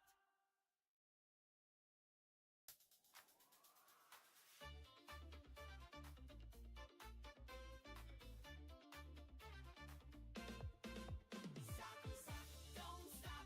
Wings up, beats drop. Saku, I'm so on top. We're rolling, we're bold. Saku's up with morning light, spinning faster, neon flight. Through the streets and through the skies, no goodbyes, just high, high, highs. Dodging rules like dodgeball games, no one here can tie these flames. Twisting, turning, never tame. Saku's wild, forget the shame. Saku, don't stop. No pause, no flop. Crashing in with fire and flare, feathers flying everywhere. Don't stop, ride this beat non-stop. Too much fun, too hot to drop. Saku, Saku can't be stopped. Blink and My childhood name was Prettier Than a Flower. 13 years ago, on the 15th night of the 8th month, that evil monster came and snatched me away in a whirlwind while we were out enjoying the full moon. I've been his wife all these 13 years and borne him sons and daughters, but I've never been able to send any message home. I miss my parents and I can never see them. Where did you come from to be caught by him? I was sent to the western heaven to fetch the scriptures, replied Sanzang. I never realized when I set out for a stroll that I would stumble into this. Now he's going to capture my 2 disciples and steam us all together, then eat us. Don't worry, venerable sir, said the princess with a smile. As you were going to fetch scriptures, I can save you. Elephantia lies on the main route to the west, and if you will take this letter to my parents for me, I'll make him spare your life. If you save my wretched life, Bodhisattva, said Sanzang with a bow, I promise to be your messenger. The princess hurried back inside, wrote a letter to her family, sealed it, released Sanzang from the stake, and handed him the letter. Bodhisattva, he said, taking the letter now that he was free. I'm very grateful to you for saving my life. When I reach your country, I shall give this to the king. My only worry is that after all these years, your parents may not believe that the letter is from you. And what would I do then? I couldn't have them thinking that I was trying to deceive them. That's no problem. My father only has us 3 daughters and no sons. If they see this letter, they'll feel that they're seeing me. Tucking the letter securely into his sleeve, he took his leave of the princess, and was on the point of going out when she pulled him back and said, "You won't be able to get out through the front gate. All those big and little monsters are outside the gates, waving banners, shouting war cries, and beating drums and gongs to help the Monster King in his battle with your 2 disciples. You'd better go out the back way. If the Monster King catches you, he'll interrogate you under torture, and if the junior fiends grab you, they'll kill you without a qualm. I'll go to see him and talk him over. If he's prepared to let you go, your disciples can ask his permission for all 3 of you to go together." Sun Zong kowtowed, and, as she had told him, left her, slipped out through the back door, and hid among the thorns rather than travel alone. The princess, who had thought out a clever plan, hurried out through the front gates and made her way through the hosts of demons, great and small, to hear the furious clash of arms. Pig and Friar Sand were still fighting with the monster in midair. "Lord Yellow Robe!" she shouted at the top of her voice, and as soon as he heard her, the Demon King left Pig and Friar Sand, landed on his cloud, and, grasping his steel sword, took his wife by the arm. "What is it, wife?" he asked. "I was lying in bed asleep just now, husband," she replied, "and I dreamt that I saw a god in golden armor." "What sort of god in golden armor?" he asked. "Why did he come here?" "When I was a child in the palace," she said, "I made a secret vow that if I married a good husband, I would climb holy mountains, visit immortals, and give alms to monks. I've now been happily married to you for 13 years without ever mentioning the vow before, and the god in golden armor came to make me fulfill it. His shouting made me wake up, and then I realized it was a dream. I tidied myself up and came straight to tell you about it. To my surprise, I found a monk tied to the stake. I beg you, Lord and Master, to respect my vow and spare that monk in your mercy. This will count as feeding monks and will fulfill my vow. Will you do this?" "What a fusser you are, wife," he replied. "Nothing to it. If I want to eat people, I can easily catch a few more. If that's how things stand, let the monk go." "Please, may he be released through the back door, husband?" "What a thing to bother me with. Let him go. I don't care whether it's by the front or the back way." The monster then grabbed his sword once more and shouted, "Come here, pig. I'm not afraid of you, but I'm not fighting you any longer. For my wife's sake, I've spared your master, so hurry round and find him at the back door and carry on west. If you set foot in my territory again, I won't let you off a second time." This news made Pig and Friar Sand feel as if they had been let out through the gates of hell. They scurried away with the horse and the baggage, and going round to the other end of the Moonwaters cave, they called, "Master!" outside the back entrance. Sun Zong recognized their voices and called back from among the thorn bushes. Friar Sand made his way through the undergrowth, helped his master out, and hurriedly helped him mount the horse. When he was threatened by the terrible blue-faced monster, he was lucky to meet the devout princess. Escaping from the golden hook, the turtle swam off through the waves with a flick of his tail. With Pig leading and Friar Sand bringing up the rear, they left the pine forest and traveled along the main track. The 2 disciples grumbled and complained, while Sun Zong tried to conciliate them. Every evening they would find lodgings, and they would be up again at cock crow. They covered stage after stage of their journey, sometimes longer and sometimes shorter, and before they realized it, they had done 99 miles. Suddenly, they looked up and there was a fine city in front of them. This was Elephantia, and it was a splendid place. Distant clouds, a long road. Although this was a distant land, the scenery was as fine as home. Auspicious mists enshrouded the city. Fresh breezes were blowing under the clear moon. Towering mountains, seen from afar, were spread out like a picture. Rivers flowed rippling, like streams of crushed jasper. There were fields upon fields of farmland, where new crops sprouted close together. A handful of fishermen worked 3 stretches of water. A wood gatherer carried twigs from a couple of hills. The outer wall and the inner wall of the city were rock solid. The houses and homes vied in elegance. 9-storied pavilions were like palaces, high towers like imperial columns.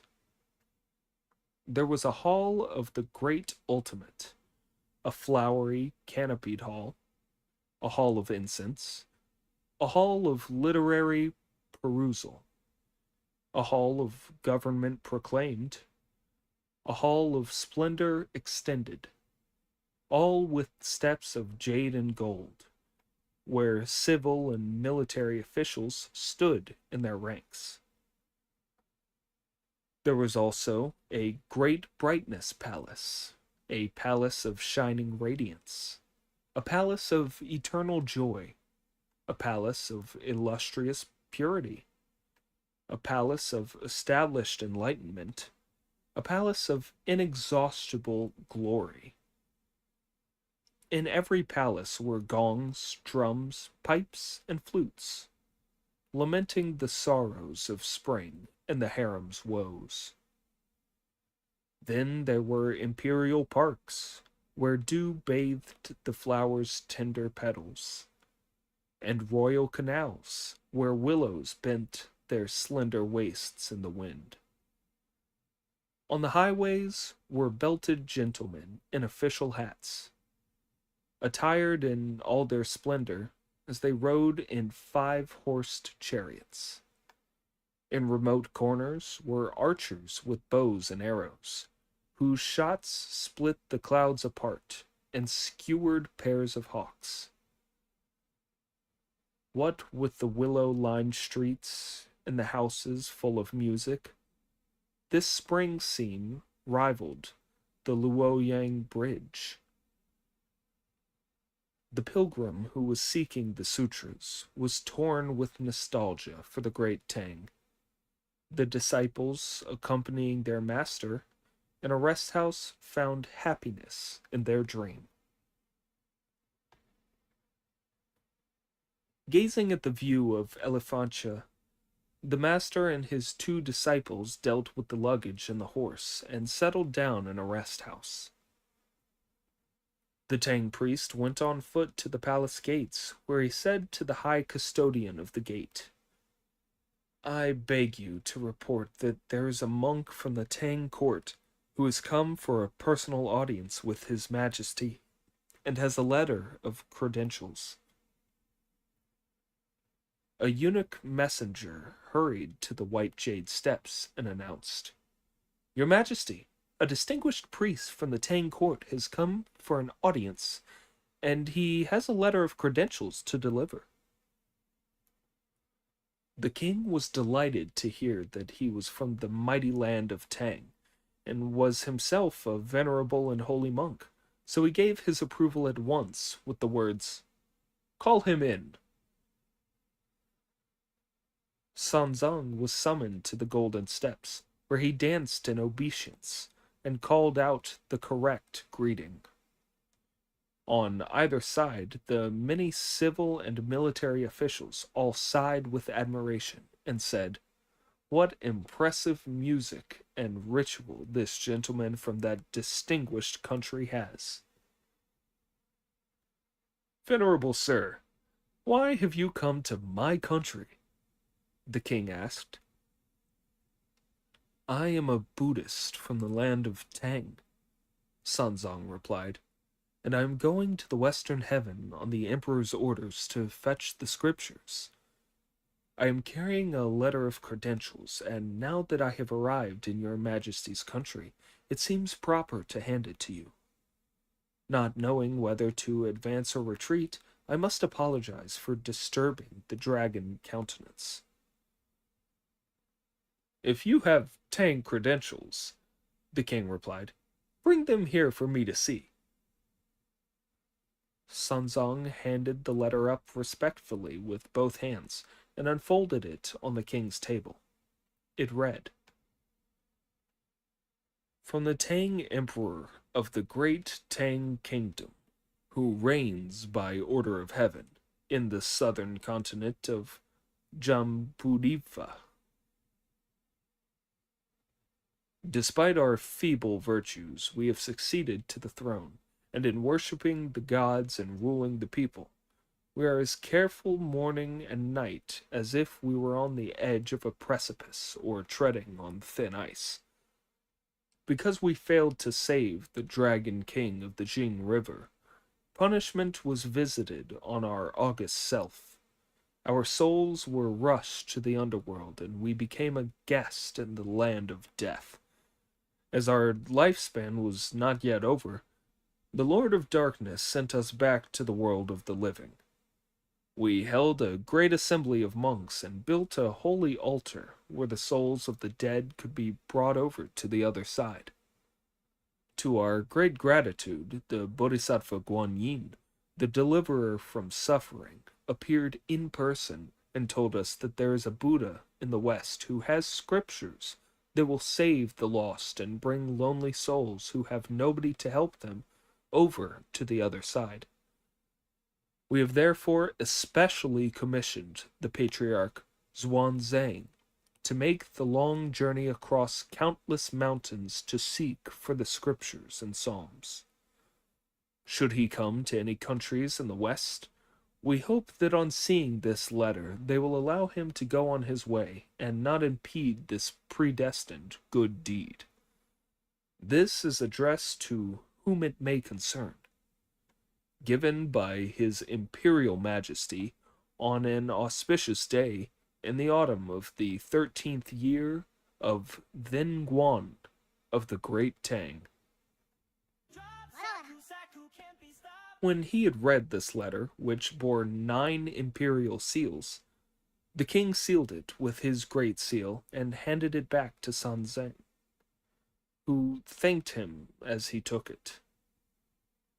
Not only did I have a letter of credentials to present, he reported, I have also brought a family letter to deliver to your majesty. The king was delighted and asked what it was. I happened to meet your majesty's 3rd princess, who was carried off by the yellow-robed monster of the Moon Waters Cave in the Bowl Mountain, and she gave me this letter to deliver to you. Tears poured from the king's eyes at the news, and he said, It has been 13 years since I saw her last, and I don't know how many military and civil officers I have dismissed or degraded, and how many of the ladies-in-waiting, serving-maids, and eunuchs I've had beaten to death since then. I imagined that she had wandered out of the palace and lost her way. I looked for her everywhere. Even when all the ordinary citizens were interrogated, I could find no news of her whereabouts. I never thought that an evil monster could have carried her off. Hearing this all of a sudden makes me weep for sorrow. Sanzong produced the letter from his sleeve and handed it to the king, who, on seeing the words, "All is well," on the outside, felt so weak in his hands that he could not open it. he ordered a grand scholar from the Academy of Letters to climb the steps of the throne and read it aloud. As the grand scholar climbed the steps of the throne, the civil and military officials in front of the throne room, and the empresses, royal consorts, and palace ladies behind it all listened intently. The grand scholar opened it and read aloud. Your unworthy daughter, prettier than a flower, kowtows 100 times to his most excellent majesty the king, her father, in the Dragon and Phoenix Palace, to her majesty the queen, her mother, outside the Palace of Shining Radiance, and to all the noble ministers and generals of the court. It is my pleasure to send news to you, and thank you for the infinite trouble you have taken on my behalf. But I am unable to devote myself to cheering your majesty, and carry out my filial duties to the full. 13 years ago, on the festive 15th night of the 8th month, when banquets were being given in all the palaces in accordance with your majesty's benevolent command, we were enjoying the moonlight and the clear stars. In the middle of our rejoicing, a sudden gust of fragrant wind blew up, and from it emerged a demon king with golden pupils, a blue face, and green hair, who seized your daughter and carried her away on a magic cloud to a desolate mountain far from human habitation. There was no way I could stop him forcing me to be his wife, and I have had to endure this for 13 years. I have borne him 2 fiendish sons, and they are both complete monsters. I would not have written to you and sullied you with the news of my uncivilized and disgraceful experiences, but I was afraid that after my death nobody would know what had happened to me. Just as I was missing my parents and angry about my fate, a Tang monk also happened to be captured by the monster. So with tears in my eyes, I am boldly writing this letter and sending it to you as a token of my feelings. I beg you, Majesty, to take pity on me and send a general to the Moonwaters Cave in Bowl Mountain to capture the yellow-robed monster, rescue me, and take me back to the palace. This would make me profoundly grateful. Please excuse the hasty and disrespectful tone of this letter. With more kowtows, your disobedient daughter, prettier than a flower. When the grand scholar had read it through, the king wept aloud. The ladies of the palace were all in tears, and the officials were all saddened. Everyone was miserable. After weeping for a long time, the king asked the civil and military officials which of them would lead troops to capture the monster and rescue Princess Prettier Than a Flower for him. He asked them all several times, but nobody would accept. The generals looked as though they were carved out of wood, and the officials might have been molded from clay. The king was highly agitated, and floods of tears were pouring down his face, when the civil and military officials all prostrated themselves before him and said, "Don't be so disturbed, your majesty. The princess has been lost for 13 years now without anything being heard of her, so we cannot yet know whether she really met this Tang priest and sent a letter by him. Besides, we are all mere mortals, and the military manuals and books of strategy we have studied only cover the deployment of soldiers in battle, making encampments, and what else is necessary to protect the country from the disaster of invasion. That evil spirit travels by cloud and mist, and we would never even be able to catch sight of him, let alone capture him and rescue the princess. Now that Easterner who is going to fetch scriptures is a holy priest from a great country. This monk must have demon-subduing powers, as his high qualities overawe the dragons and tigers, and his great virtues give him power over devils and gods. As the old saying goes, the man who comes to argue about rights and wrongs is usually the wrongdoer himself. Far and away the best plan would be to ask this venerable gentleman to subdue the fiend and rescue the princess. If you have any supernatural skills, venerable sir, the king said, turning at once to Sun Zhang, then use your Dharma powers to capture this evil monster and bring my daughter back to the palace. If you do that, there will be no need to travel to the west and visit the Buddha. You can let your hair grow, and I will make you my brother. We shall sit together on the dragon throne and share my wealth and honor. What about it? My only humble skill, Sun Zhang hastened to reply, lies in invoking the Buddha's name, and I really cannot subdue fiends. If you can't subdue fiends, the king retorted, how can you have the courage to go visit the Buddha in the Western Heaven? Sun Zhang now told him about the two disciples, as he could not keep them a secret any longer. Your Majesty, he said, Strong's not even a problem. I could scarcely have come this far by myself. Like, it's skill issue, I have that's two the problem. disciples, both Both team skilled has a at fucking finding storm. ways across mountains Both are actually, and at bridging rivers, who've escorted lords. Wow.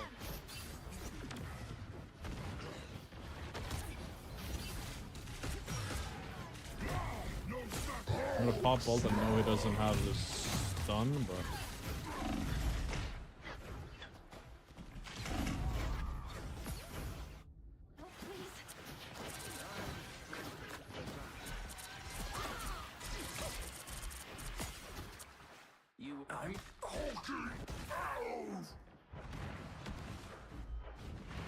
Don't give them another inch, or else.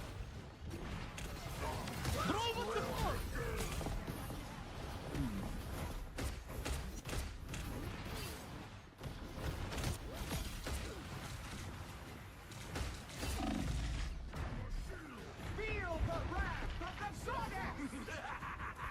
This is real firepower!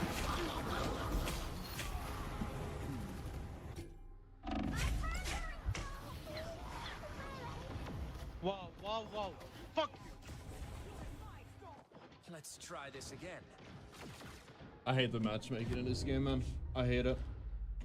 The current score is Worst matchmaking of any competitive shooter released in the last 10 years. Probably even farther back than that. including which side Fucking you're Battlefield 1942 had better matchmaking. Didn't have any. Science It was solves awesome. problems. on. You'll need a top-notch team to win this one.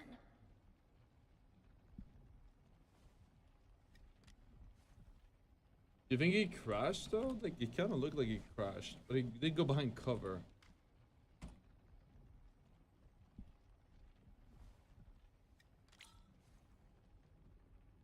This guy's private match history. Celestial Horde stuck. 45% win rate. 45% win rate. The Hulk isn't so bad. Sucks you're a streamer. If I was you, I would have left halfway through.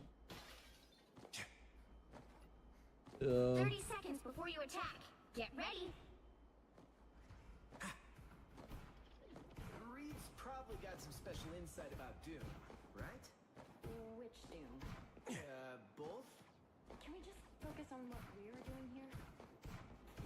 I hate that this is my job a lot of times. This is one of them.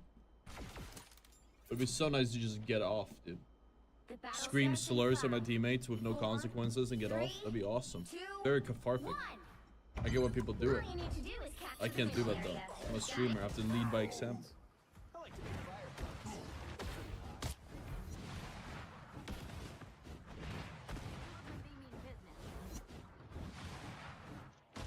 F5, please, above.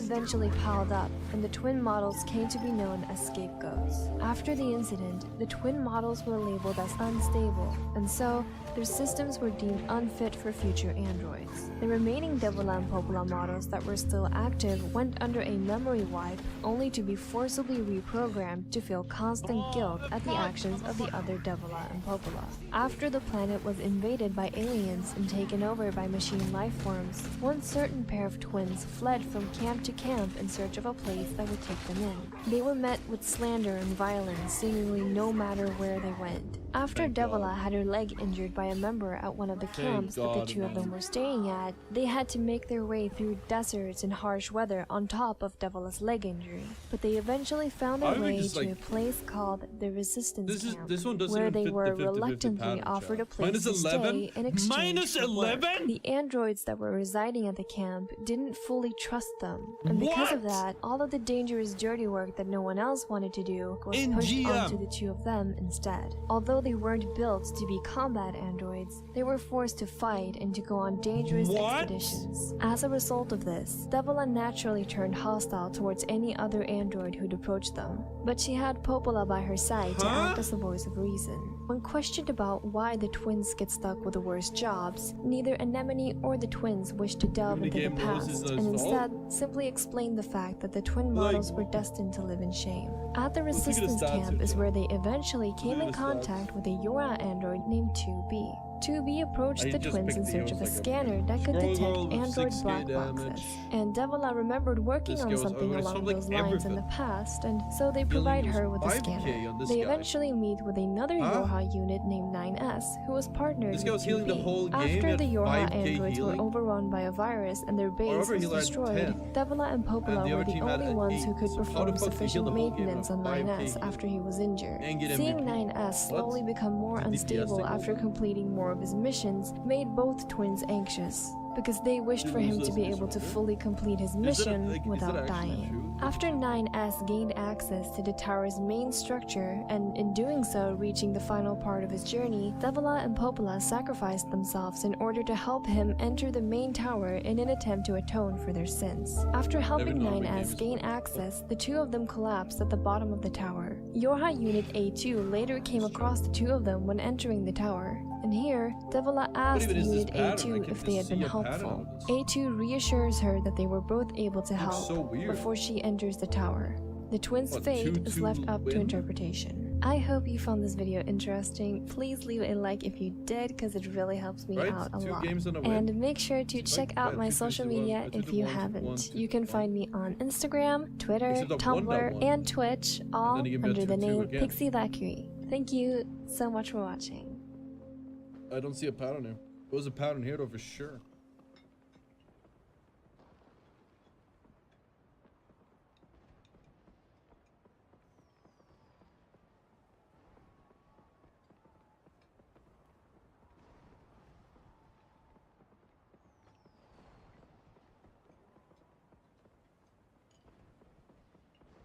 So I made a video about this on my TikTok, which to be fair, most of you have probably seen because this is my biggest video I've made and like how I started making Souls videos. But I'm not gonna lie, I was pretty emotional during the video. There are a couple of points I missed, and I do really want to go through like a full breakdown of why you are totally valid for interpreting this fight this way. The whole point of these Dark Souls games is that you can interpret it whatever way you want to. But recently, this take and this interpretation have just gotten so much fucking slander, and it makes absolutely no sense to me. Now, something I realized with my original video that I posted on TikTok is that in this take being so oversaturated, there's really three ways that people are like combating it, okay? Now, I know that doesn't really make sense, or I worded it kind of fucking weird, but basically the average Dark Souls 3 player interprets the whole two nobodies fighting over nothing thing in three different ways. Now, the first interpretation is basically that these two characters were fundamentally nobodies. The Ashen One, the whole concept of the Ashen One being an unkindled means that he was a nobody. Same with Gale being a slave. The second interpretation is that these two people are nobodies at the time of their fight. This is the interpretation I feel that most people have a problem with, and where just the hate for the whole take came from. Because obviously, right, these are the two most powerful people in the verse at this time. You have a guy that has virtually every piece of the Dark Soul and a guy that has slain every single Lords of Cinder, maybe even the Soul of Cinder, depending on when you do this fight. Now, the third interpretation is that these two are nobodies after the fight. The fight itself is what makes them nobodies. This one is a lot more niche. I don't think there's a lot of people that really are like super diehard believing in this take, even though you wouldn't be wrong necessarily to think this. Now, I'm going to be defending the second two because I don't really think anyone has a problem with the first one. If you do, then like actually you just didn't play the game. I'm sorry to be the guy to break it to you. You played with your eyes closed. So with the argument of them being currently two nobodies at the time of their fight, the whole logic behind this comes from the fact that this is depicted to be the very end of the world. It is very, very, very heavily implied by just the scenery, everything that's going on, even Gale himself, that there are at most a handful of people still left in the world. Now, yes, the Dark Soul is technically the most important item in the game. It is the name of the fucking series, so you're not wrong for saying that, okay? The reason why people are saying that that is nothing, the Dark Soul equates to nothing, is because of the fact that there are so few people left in the world. I saw an analogy in my comments on the original TikTok that I think explains it really, really well. Having the Dark Soul in this situation is like being like, guys, I just found the cure to all known diseases after a fucking nuclear war just wiped out everybody on the planet. It can't be important because there's nobody to utilize its importance. Do you understand what I'm saying? Now, yes, obviously, the reason that the Ashen One and Gale are fighting is not for this world, it's for the Painted World, which is arguably the most important thing to both of these men. But this is all a matter of perspective, okay? To the average Lothric citizen, to the average, like, subject of the Age of Fire, the Painted World is so motherfucking irrelevant, it's crazy to me. The amount of people that act like the Painter is some like absolutely multiversal character and is just absolutely gonna create a new age for everybody, you are gravely misinterpreting the concept of the Painted World. It serves as a haven basically for people in the world of Lothric that feel as though they have nowhere to go. Now, the only reason that this could work effectively is if not that many people know about it. Okay, so the average citizen of Lothric, it's safe to assume, has no idea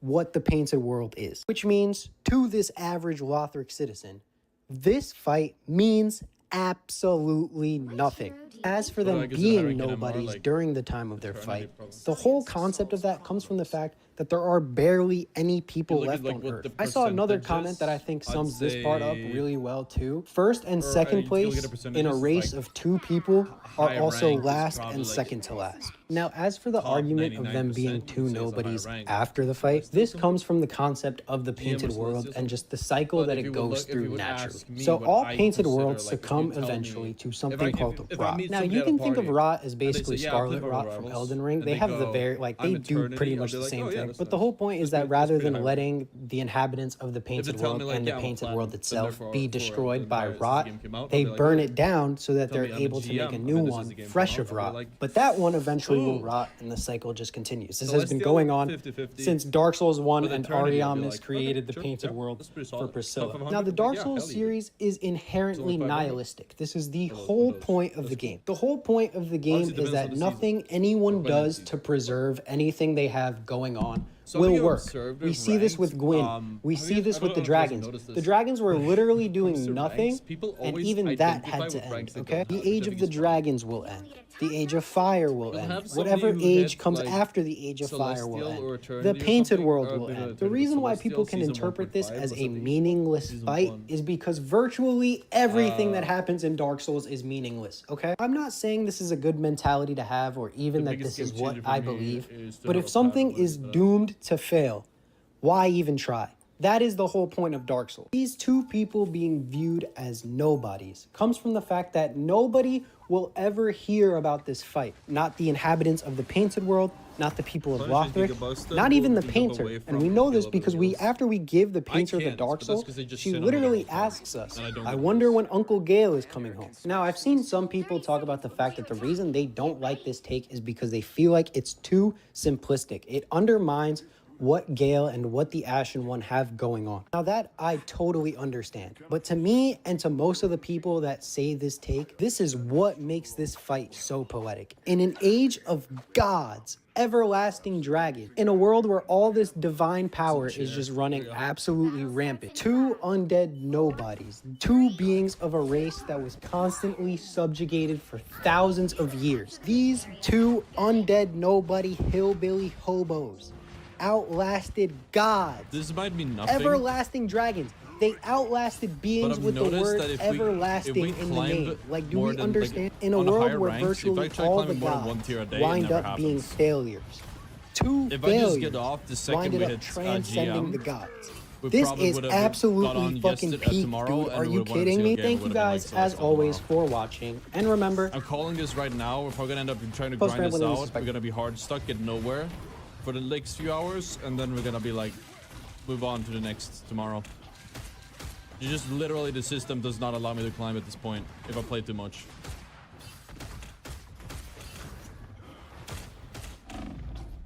Like, it doesn't make sense why it's so easy. Why the game is so easy. It's not even that I play bad or good, because I play really bad at the start of the day, but what? Yeah. Something I'm noticing. Every time we do these grinds, if I try to force it and stream longer to finish, we never climb. We make no progress or minimal progress. It's really weird. It doesn't feel organic whatsoever. Could mean nothing, but it's very weird. Cannot make sense of it.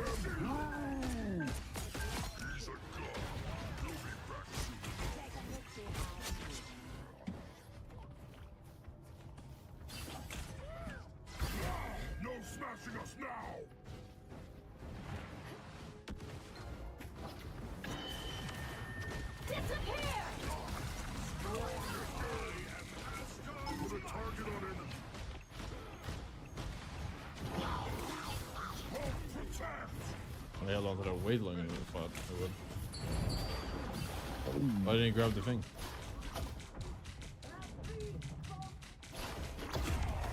That's stupid. I think he does allow to climb in short time span. Yeah, like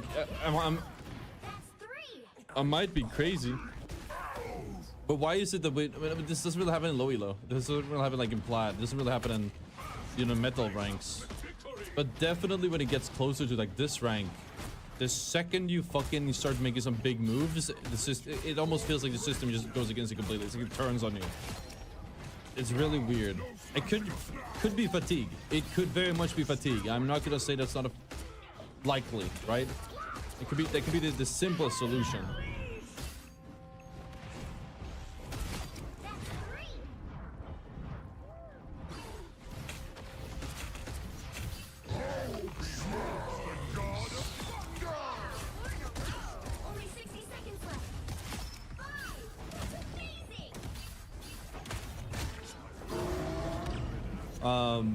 But it does feel weird. Help get that vehicle to its destination. GFQ. Maybe that's the secret. I'm just too grind steady. Maybe we just start having 100% win rates if we just played less. Both because of the matchmaking forcing us to play less. Potentially, or just that there's gonna be fatigue if you play for this long. It happens all the way through. That feels intentional.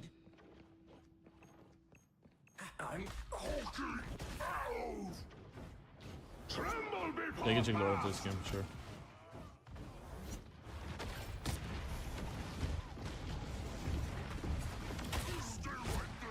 Like, they're not even...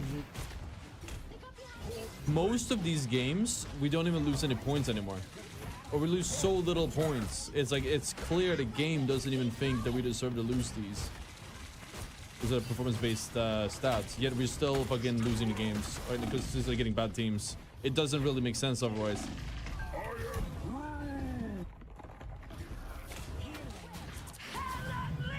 I am ready to put on a show. You were expecting the Hulk? I'm hulking out. I'll solo queue to top 50. I know how the fucking game works. I just do not understand why the fuck the...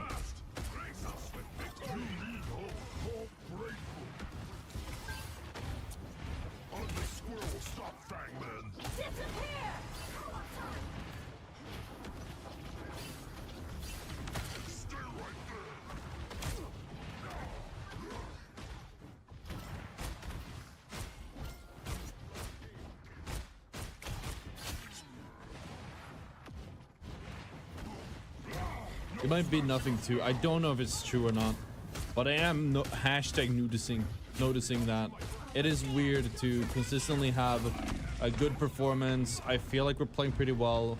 Sure, we'll make some misplays here and there, but nothing crucial. And it's very clearly a team diff a lot of these games. Really makes you wonder what the fuck is going on.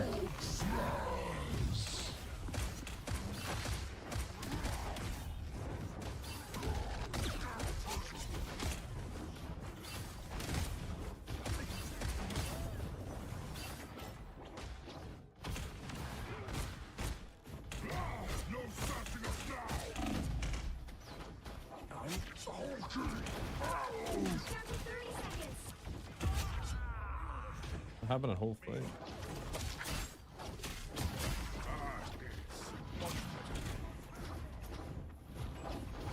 You were expecting the Hulk?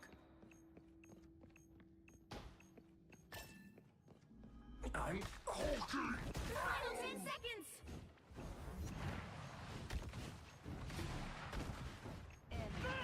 Fantastic! You'll have to keep fighting until we have a winner.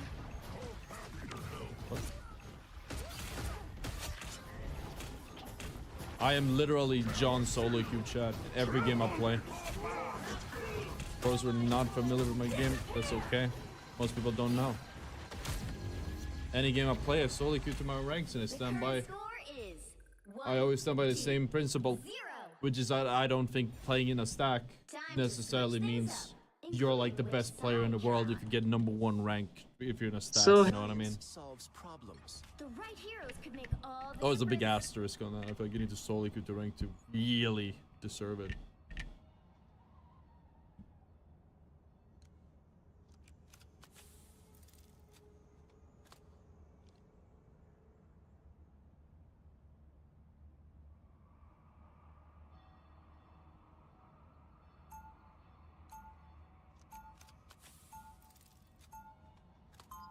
I'm trying to make the gamma in me useful.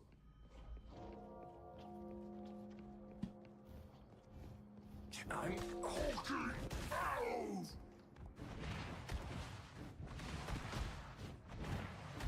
So hello Nikhil bhai, how are you? I'm hulking! Taciturn terror. I'll go away. Well, probably left the supports, I guess. Was on the point. The battle starts in 5, 4, 3, 2, 1. You have to stop them from securing the mission area.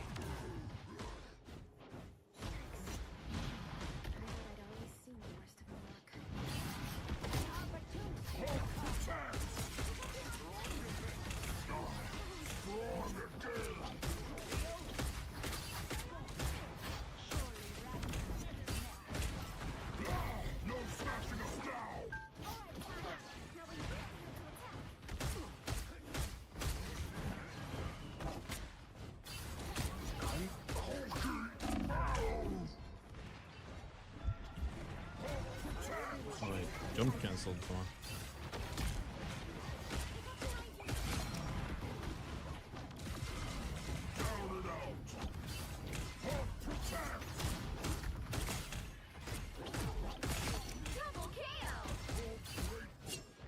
Do we brawl him?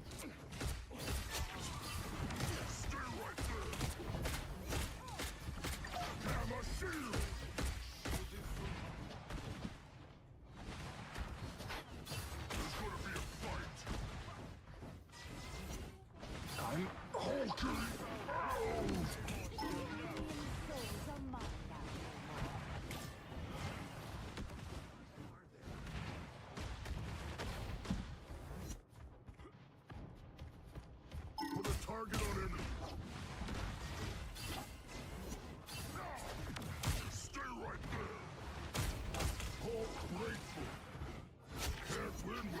Oh.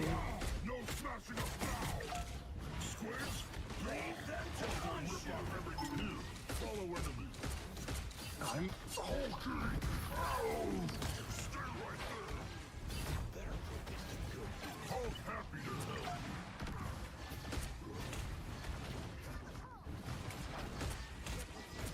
Tremble before wrath.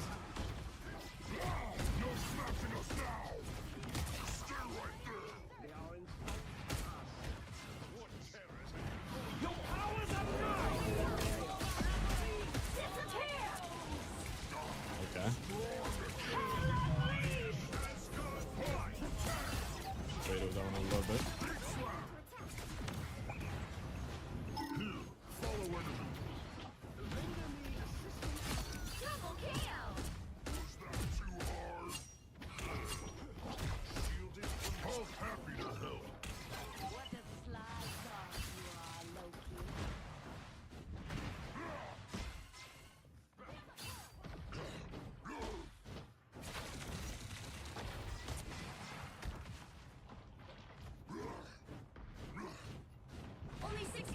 Holding on to this ult a little bit long, I just don't see good use for it.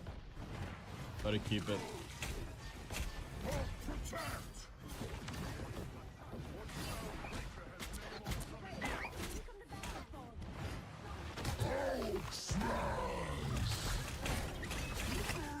Dude, okay, dude. Balanced.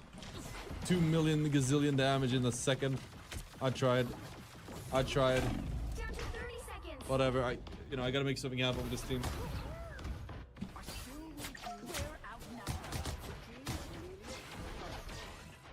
Honestly, I could just waited. My team is get caught.